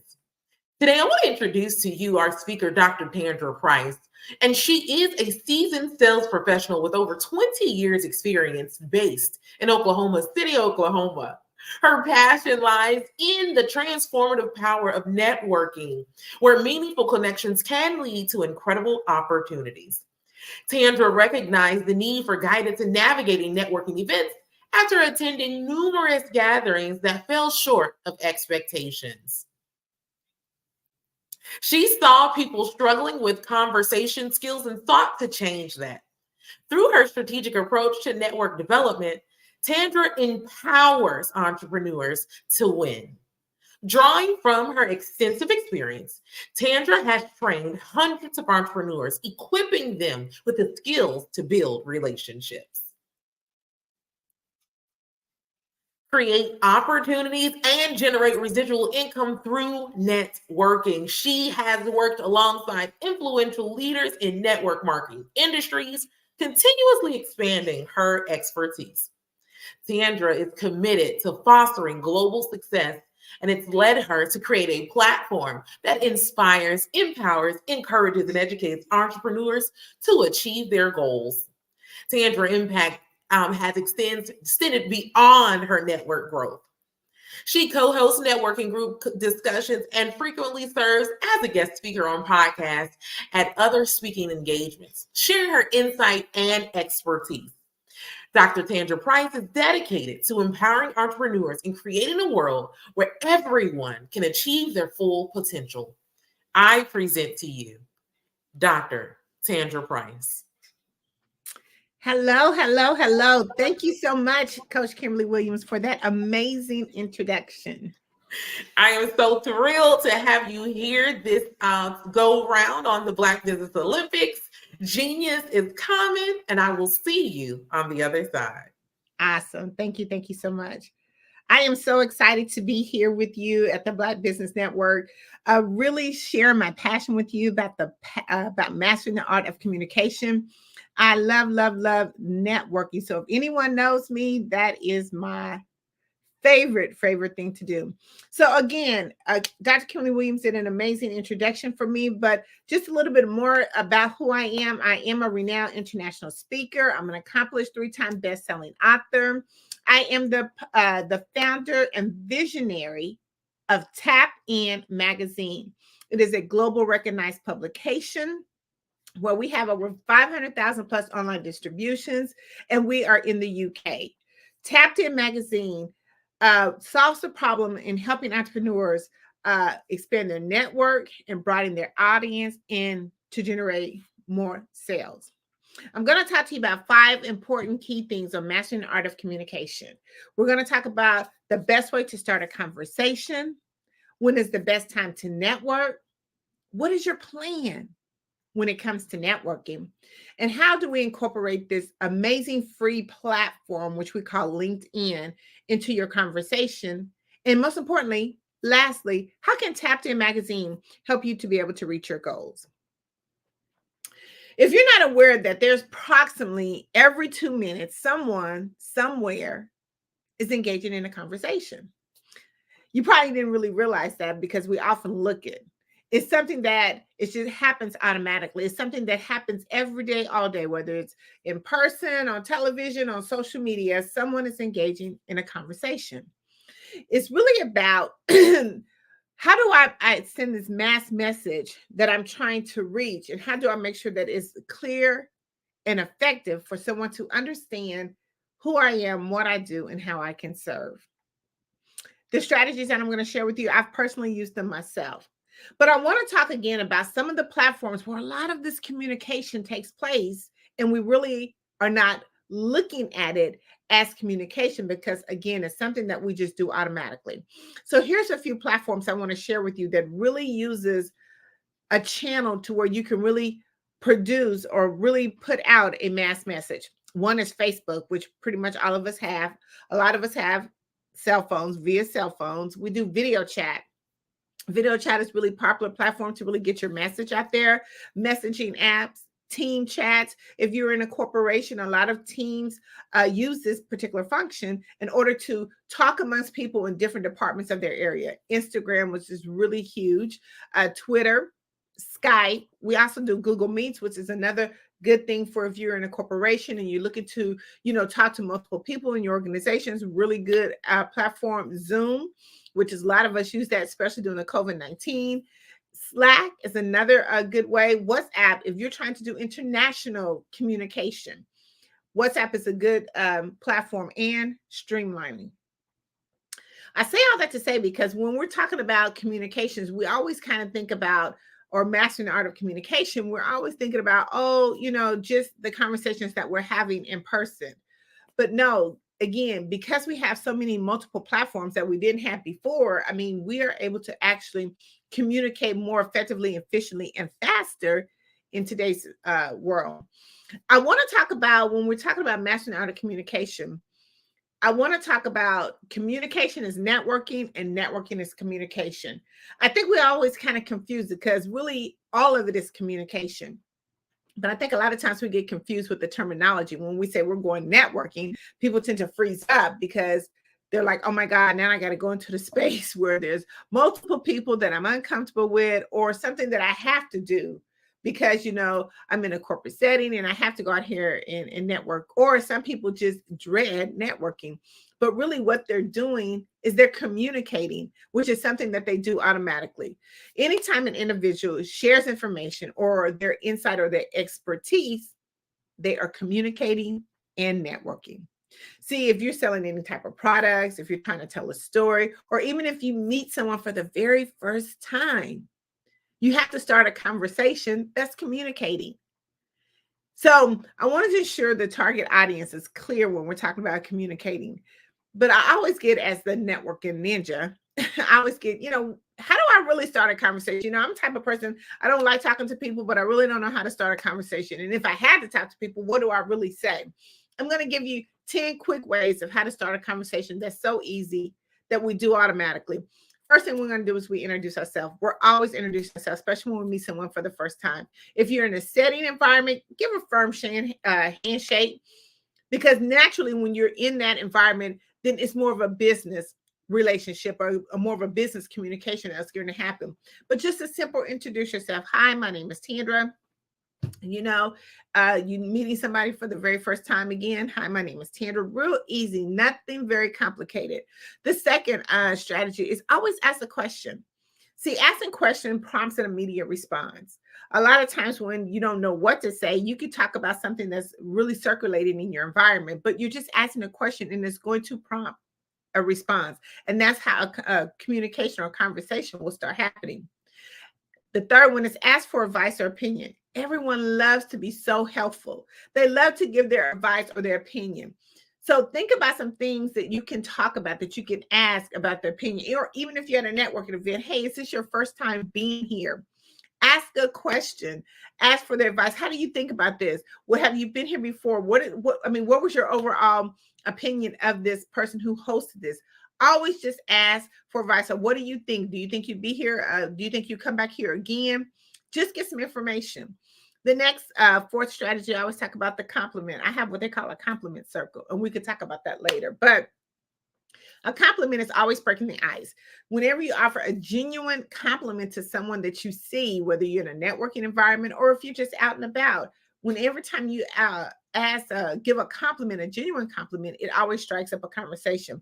I can give you a real quick example. I love shoes. I love shoe shopping. So anytime I'm in the store and I'm buying a new pair of shoes, I always look at people who's in the room. I always do like that 360 panoramic view of the room. And if there's another lady who's trying on some shoes, I always say, oh my God, those are some amazing shoes. Or, oh, those shoes look really nice on you. And it prompts an immediate conversation. Make an observation. When you're looking to start a conversation, look at your surroundings. How can you start a conversation with someone, especially if you're in a room with them just by yourself? Look at the surroundings. It could be noisy or something of that nature. You can say, oh my God, it's really noisy in here. You are trying to find ways to start a conversation, and your environment is the best way to do it. I always use humor as the sixth strategy. Laughing, breaking a joke is another icebreaker. People love to be in a comfort zone, and if you can make them feel comfortable where they are, immediate conversation starts. 7 is storytelling. Always telling stories is the best way because you really get to find out who your prospect is, if you can help them, if they can be a part of your network or your services, or if you can give them a referral. See, here's the best thing. When people tell their stories, they tell a whole lot, and you can find out a whole lot about a person, but we have to do some active listening. This 8th thing is show genuine interest. Anytime someone is talking to you about a conversation, the worst thing that you can do is veer off and look to the side or not pay attention or be on your phone or something of that nature. Pay genuine attention to the person that is in front of you. That's the best way to start a conversation, because when you are actually looking at someone talking, you can now start picking up clues on what you're going to say. See, it's called pick clue. So when someone's talking to me, I'm always picking some clues, or I'm picking some nip tips on what they're saying, so I can then now repeat that back to them. And then it has a conversation, because a lot of times we're always talking and we don't really understand what we're saying until somebody else repeats it back to us. So we want to make sure that we're doing some genuine interest. Number 9 strategy is share your experience. Share your experience about maybe even attending that event, or share some business tips, experience. No selling, but just share some experience, some tips about, listen, you could say something of the fact that in my business, we've done X, Y, and Z, and some of the experiences that I have learned through this process. I mean, just a smooth, seamless process into the conversation. And 10, I always say current on the current topics, because that's another way to start conversation. People's always wanting to talk about what's going on in the world. How is that affecting my business? We want to stay on current topics anyway for our personal development in our business, because when our clients come to us, we want to make sure that we are aware of what's going on and how that's going to impact our business. So those 10 tips will really kind of help you start a conversation. They're really easy. They're something that we do automatically. Sometimes we don't even see that we're doing it. Another amazing way for those people who really don't like, talking, is just to smile. It's another way to prompt a conversation, because when you smile and you're looking at someone's automatically going to say, good morning, how are you? You didn't even have to do anything, but it's the best way to start a conversation. We can't really get caught up in, the word networking and conversation. Again, remember, it's all one, because you have to have a conversation in order to network. And in networking, you are having a conversation. You're simply having a conversation. So take those 10 strategies plus that bonus I gave you. Take those 10 strategies and just try to incorporate them in the next time that you're looking to have a conversation. Don't make it complicated. Don't overdo it. Just have a normal conversation that you would have on a daily basis. I also get often asked, when is the best time to network? Like, really, when is the best time to network? Right now. See, anytime that you get up in the morning and you start a conversation, you're networking. Remember, I'm going to repeatedly say this. Networking is conversation. Conversation is networking. So anytime that you have anything that you're trying to say, and especially right now, we have, I always tell our clients to do 10 things before 10, income producing activities. And when you're doing that particular strategy, you are now actually starting a conversation early in the morning. So that's the first thing. But that's when you start networking. When the minute you get up in the morning and you know that you have to start, soliciting prospects or talking to prospects, or having that conversation is when you start networking. You can do it at social gatherings, conferences, expo, business organizations, online platforms, before and after presentation, one-on-one meetings, in between sessions, regular industry meetings, just walking to the grocery store is networking, and it is the best time to do it right now. Never miss an opportunity when someone's walking by you. They always say, do the three, hold out your arm and do the three rule, the three steps in front of you is when you should be able to be networking with someone. Always networking. Right now, we should be networking and trying to meet 10 to 15 new people a day.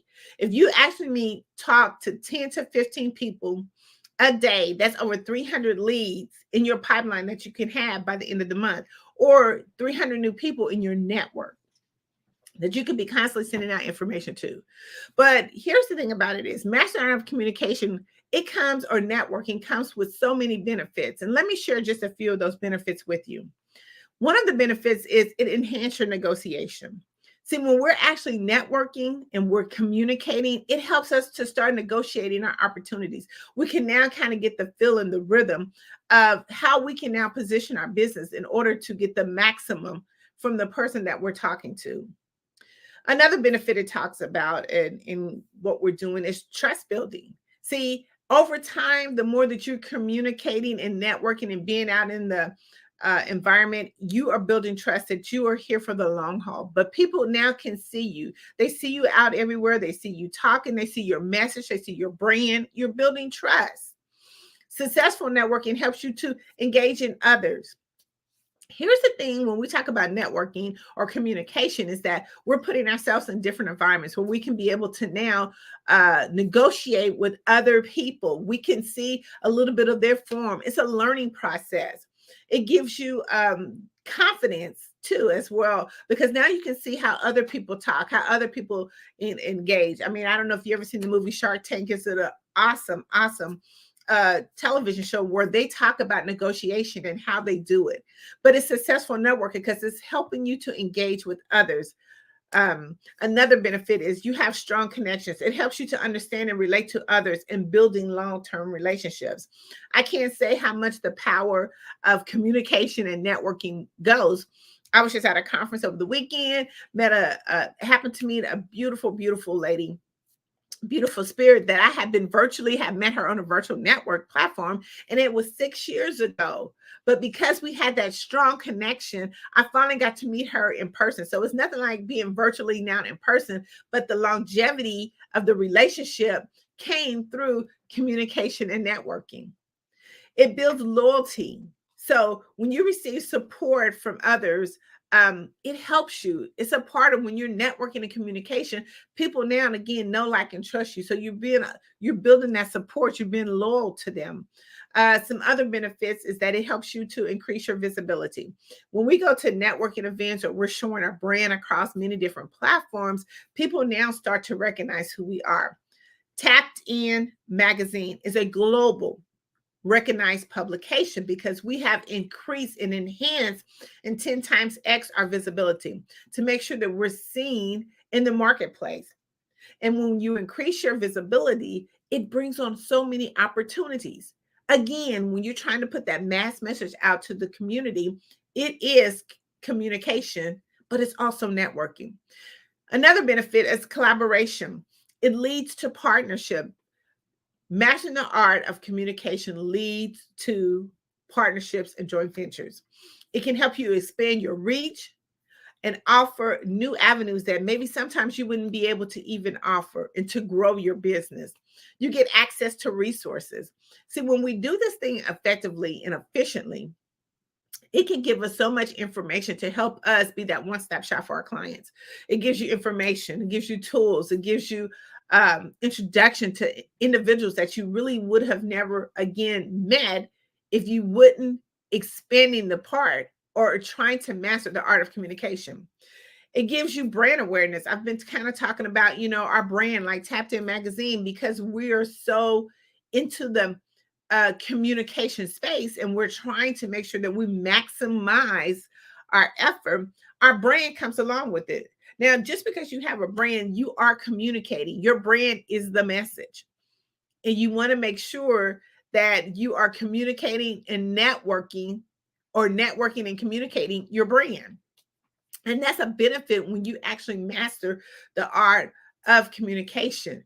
It gives you so much awareness. It gives you access to decision makers, those who are looking for your business.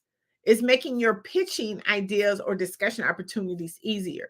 See, when we're out there and we're networking and people know who we are, we've made the connections, the introduction becomes so easy. It's not like you have to go and do a lot of pitching or you have to do a lot of selling. It's now building relationships is what we're doing. It gives you industry trends. See, a lot of times we don't really know what's out there if we're not communicating, networking, or networking and communication. A lot of times if we don't do that, we don't know what's trending, because a lot of times we get a lot of information from other people. Yeah, we can always go to YouTube University, but in the same sense, I mean, if we're not staying according to our topics, knowing the current topics. But a lot of times do we get the inside trend? I went to an event, which was the Millionaire Conference, and I got to really see how millionaires think. They're futuristic. They're thinking way into the future. But if we're not actually in those spaces and communicating and starting conversations, we won't be able to get that information. And the last benefit is it's really about business growth. I mean, we have to continue to always be looking, how do we grow our business? How do we elevate? And we do that through communication, networking and communication. So if we're not opening this beautiful thing that God gave us on our face to really kind of put ourselves out there, there's no way that we're going to be able to elevate to the next level. I always like to talk about what's the plan. See, a lot of times when we get into the networking space or communication space, we never have a plan, especially if you're going to a networking event, whether it's virtually or in person. Please have a plan. I'm going to give you just some strategies that we use and our team use when we go about setting plans. We always set a goal. You want to have an objective. No matter what event you go to, you want to have an objective. What are you really going there for? What are you looking for? What are you seeking? Are you seeking new clients, partnerships? I mean, have a clear focus goal. Make sure that you do your research on any event that you go to. See, a lot of times we waste a lot of time because we really need to do the proper preparation before we get to the event.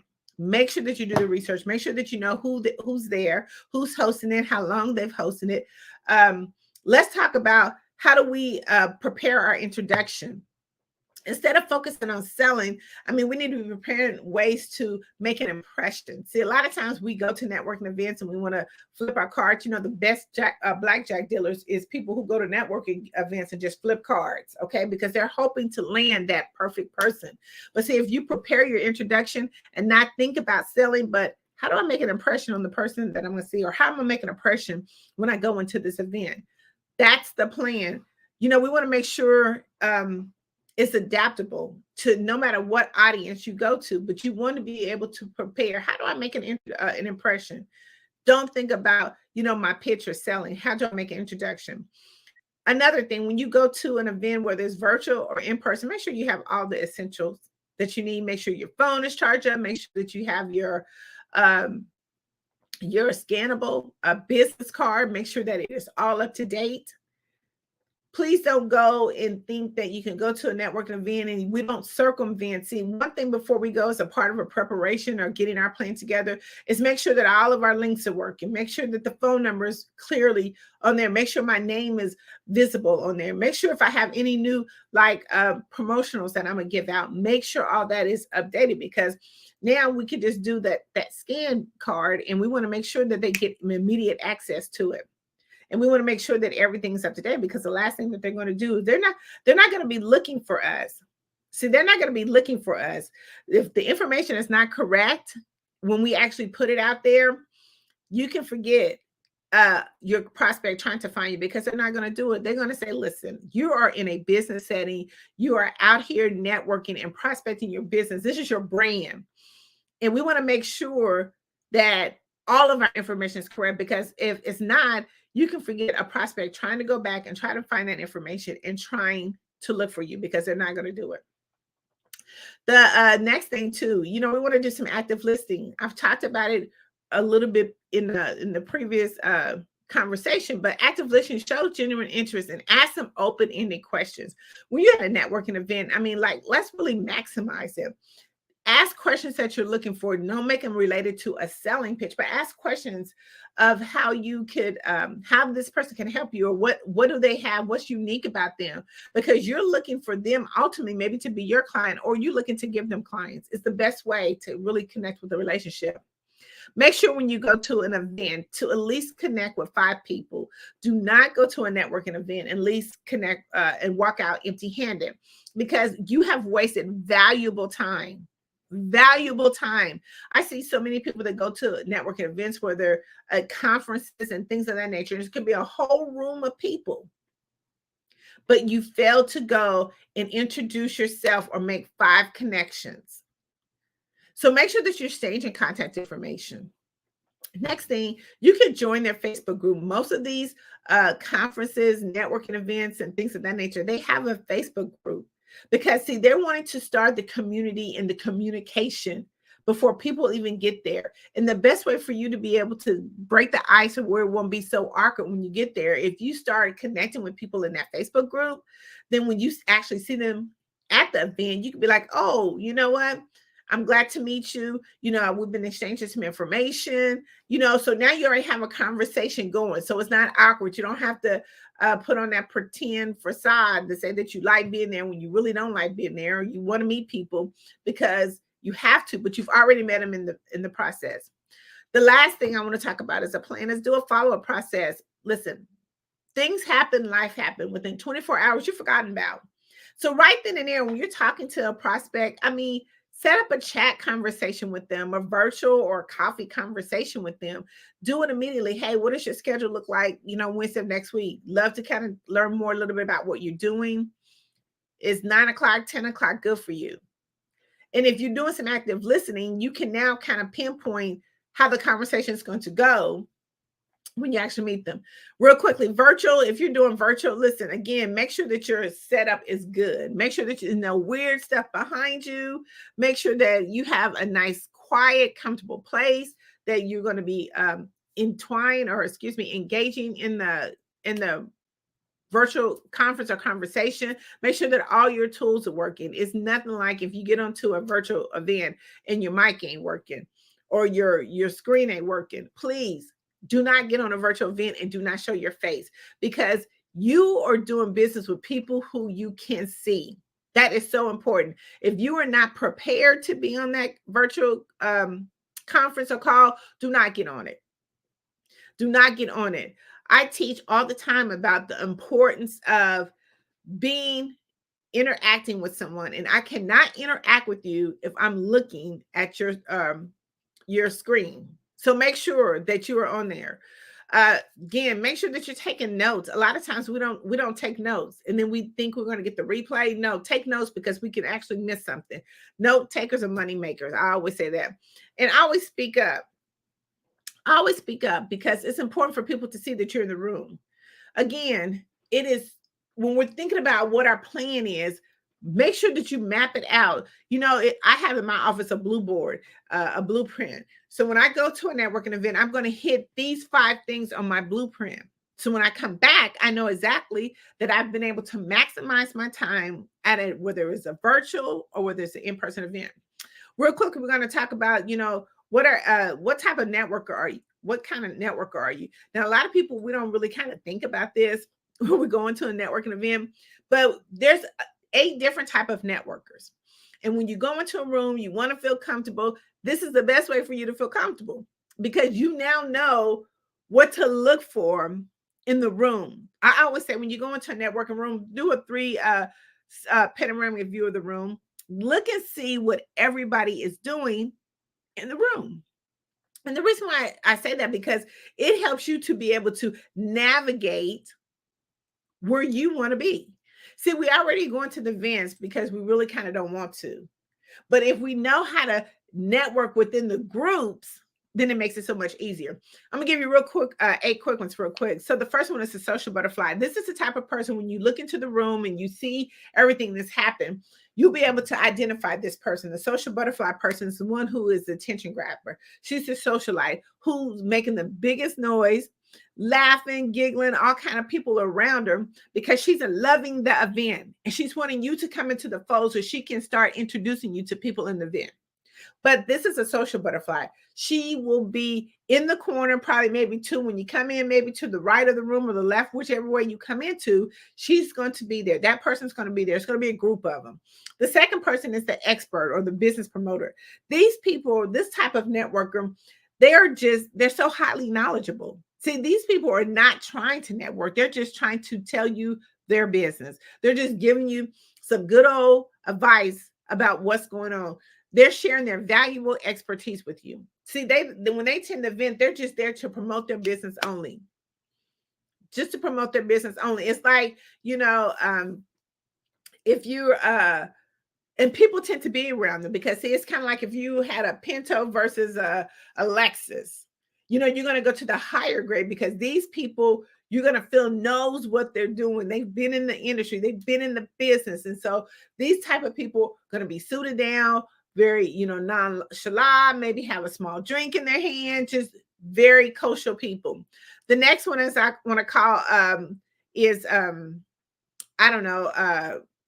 the inquisitive minds. I want to say the FOMO, fear of missing out. These are the type of networkers that attend events to gather knowledge. They want to know what's going on, or we can call them our trendsetters. They want to know what's happening, what's the trendy things that's going on. How can I get a part of it? I mean, who's having the next event? Who's having the next party? I want to make sure that I'm a part of it. The fifth one is your buffet eaters. Some people just go to networking events to eat. That's it, and to show, hey, I've been here. I can tell my boss I've been here, but they just go to eat. Remember, I always say that the conversation starts at the end of the buffet line, not at the beginning. 6, you have your walker and connectors. These people are just they're walking around focusing on building relationships, connecting with people. They're primarily seeking out opportunities to introduce individuals. They're looking to make referrals. They're looking to build that resource data bank. And you'll just see them. They're casually walking around, just kind of looking. The next one is this is your 7th person. This is a digital networker. This person's probably going to be just sitting at the bar, leaning up against the wall. And only way that you're going to connect with them is on digital. Digitally, they're going to be on any social media platform. That's only where you're going to connect with them. That's the only way you're going to have a communication with them. So when you actually see this person, you'll be like, okay, what's your Instagram? What's your Facebook? What's your LinkedIn? Then the conversation starts. Then you have the last one is your ghost. I call these your goalies because they are on a mission to hit their goal. See, they're approaching networking events differently. They have a specific goal and a strategy. They are highly focused on achieving their goals, and they're looking just for networking tools. Their interaction is going to be very minimum because they know who they came to talk to because they did their research before. I want to jump into LinkedIn real quick because that's our 4th way. LinkedIn has over 810 million users. It's a free platform, but it's also overlooked. But the conversation actually starts in your profile. A lot of people don't look at it that way, but it's your profile. A lot of people get intimidated by LinkedIn because they don't know really how to use it. We do what we call a LinkedIn boot camp every Wednesday. We do an overview of how to maximize your LinkedIn in 90 minutes. So if you're looking to utilize this platform, which is a free platform, let's maximize all of your social media. And this is one that we're doing. Did I mention it was 810 million users, over 810 million users? So let's make sure that we kind of talk about how do we maximize our LinkedIn profile. One is going to be making sure that you have your picture, your banner to make sure that you're representing. Make sure you're highlighting. Your highlights are concise and clear, that it's really saying who you are, what you do, and how I can connect with you.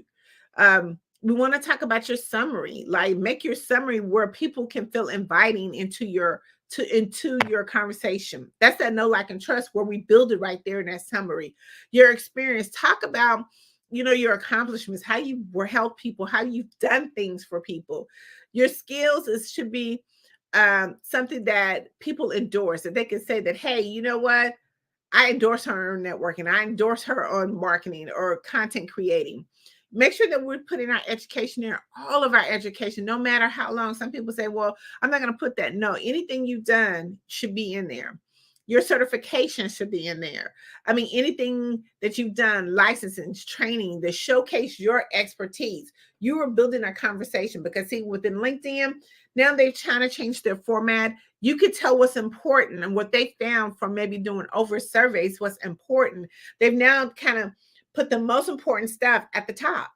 So when we think about what's the conversation, where does the conversation begin? When we do it, when they do their SEOs and you wanting to make sure that you have specific keywords in there when your prospect is looking for you, they want to click on there and they want to be able to have that conversation.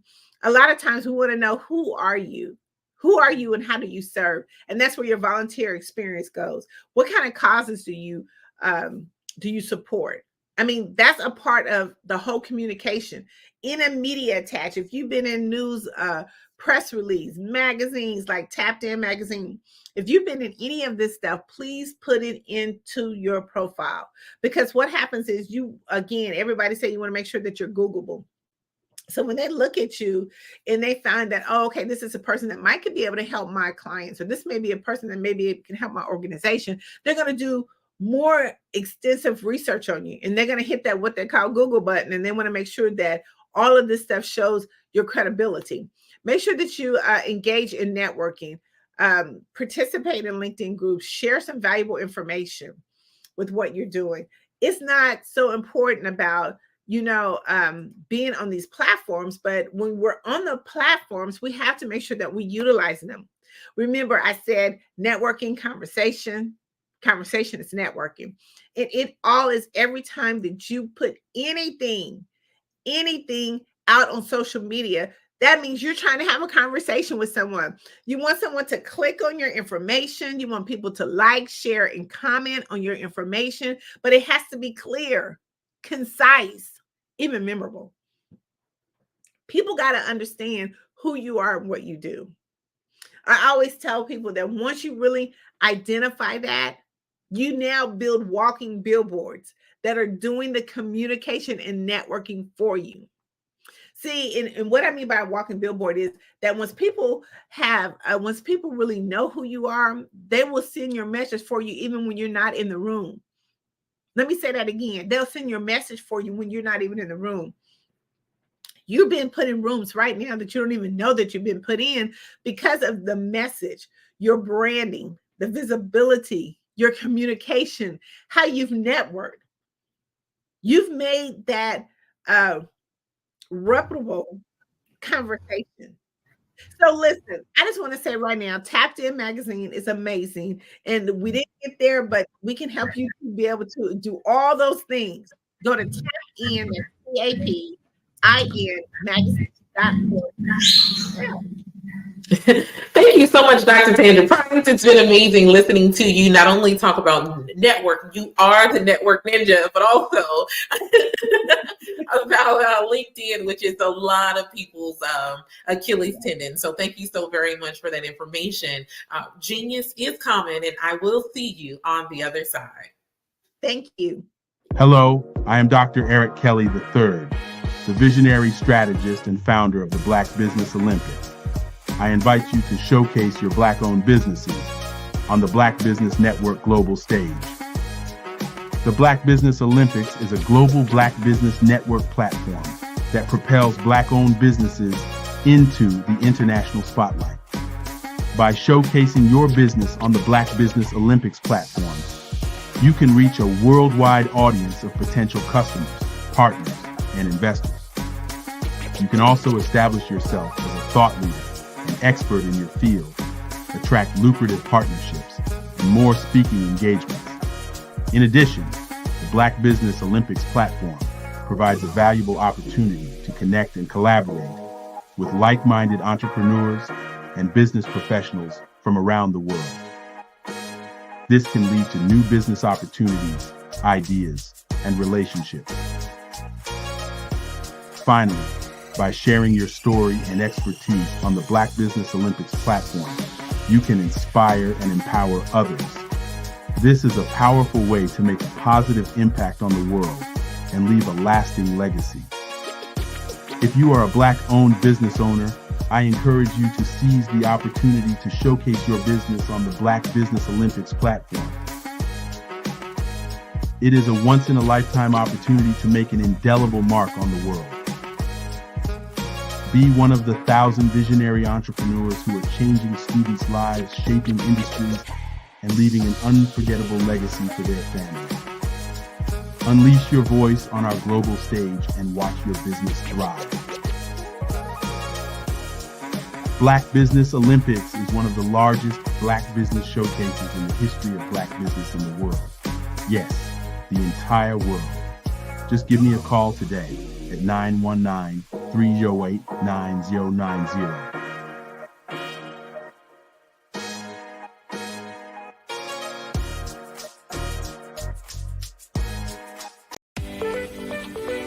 You are in the right place at the right time. The Black Business Network opens again for its Black Business Olympics, a 24/7 broadcast on business, strategies, global branding, social media marketing, finance, advertisement, and much, much more. Featuring the top, most powerful entrepreneurs and speakers and thought leaders from all around the world as they gather together for this phenomenal event. Join the Black Business Network streaming live into the metaverse, STEM City, USA, Black Multiverse, Pod TV, Roku, Hulu, iHeartRadio, Apple TV, YouTube, TikTok, Instagram, Google Podcasts, Facebook, LinkedIn, IBM TV, Spotify, and Twitch. Tune in today and be a part of this amazing movement. The Black Business Olympics welcomes you.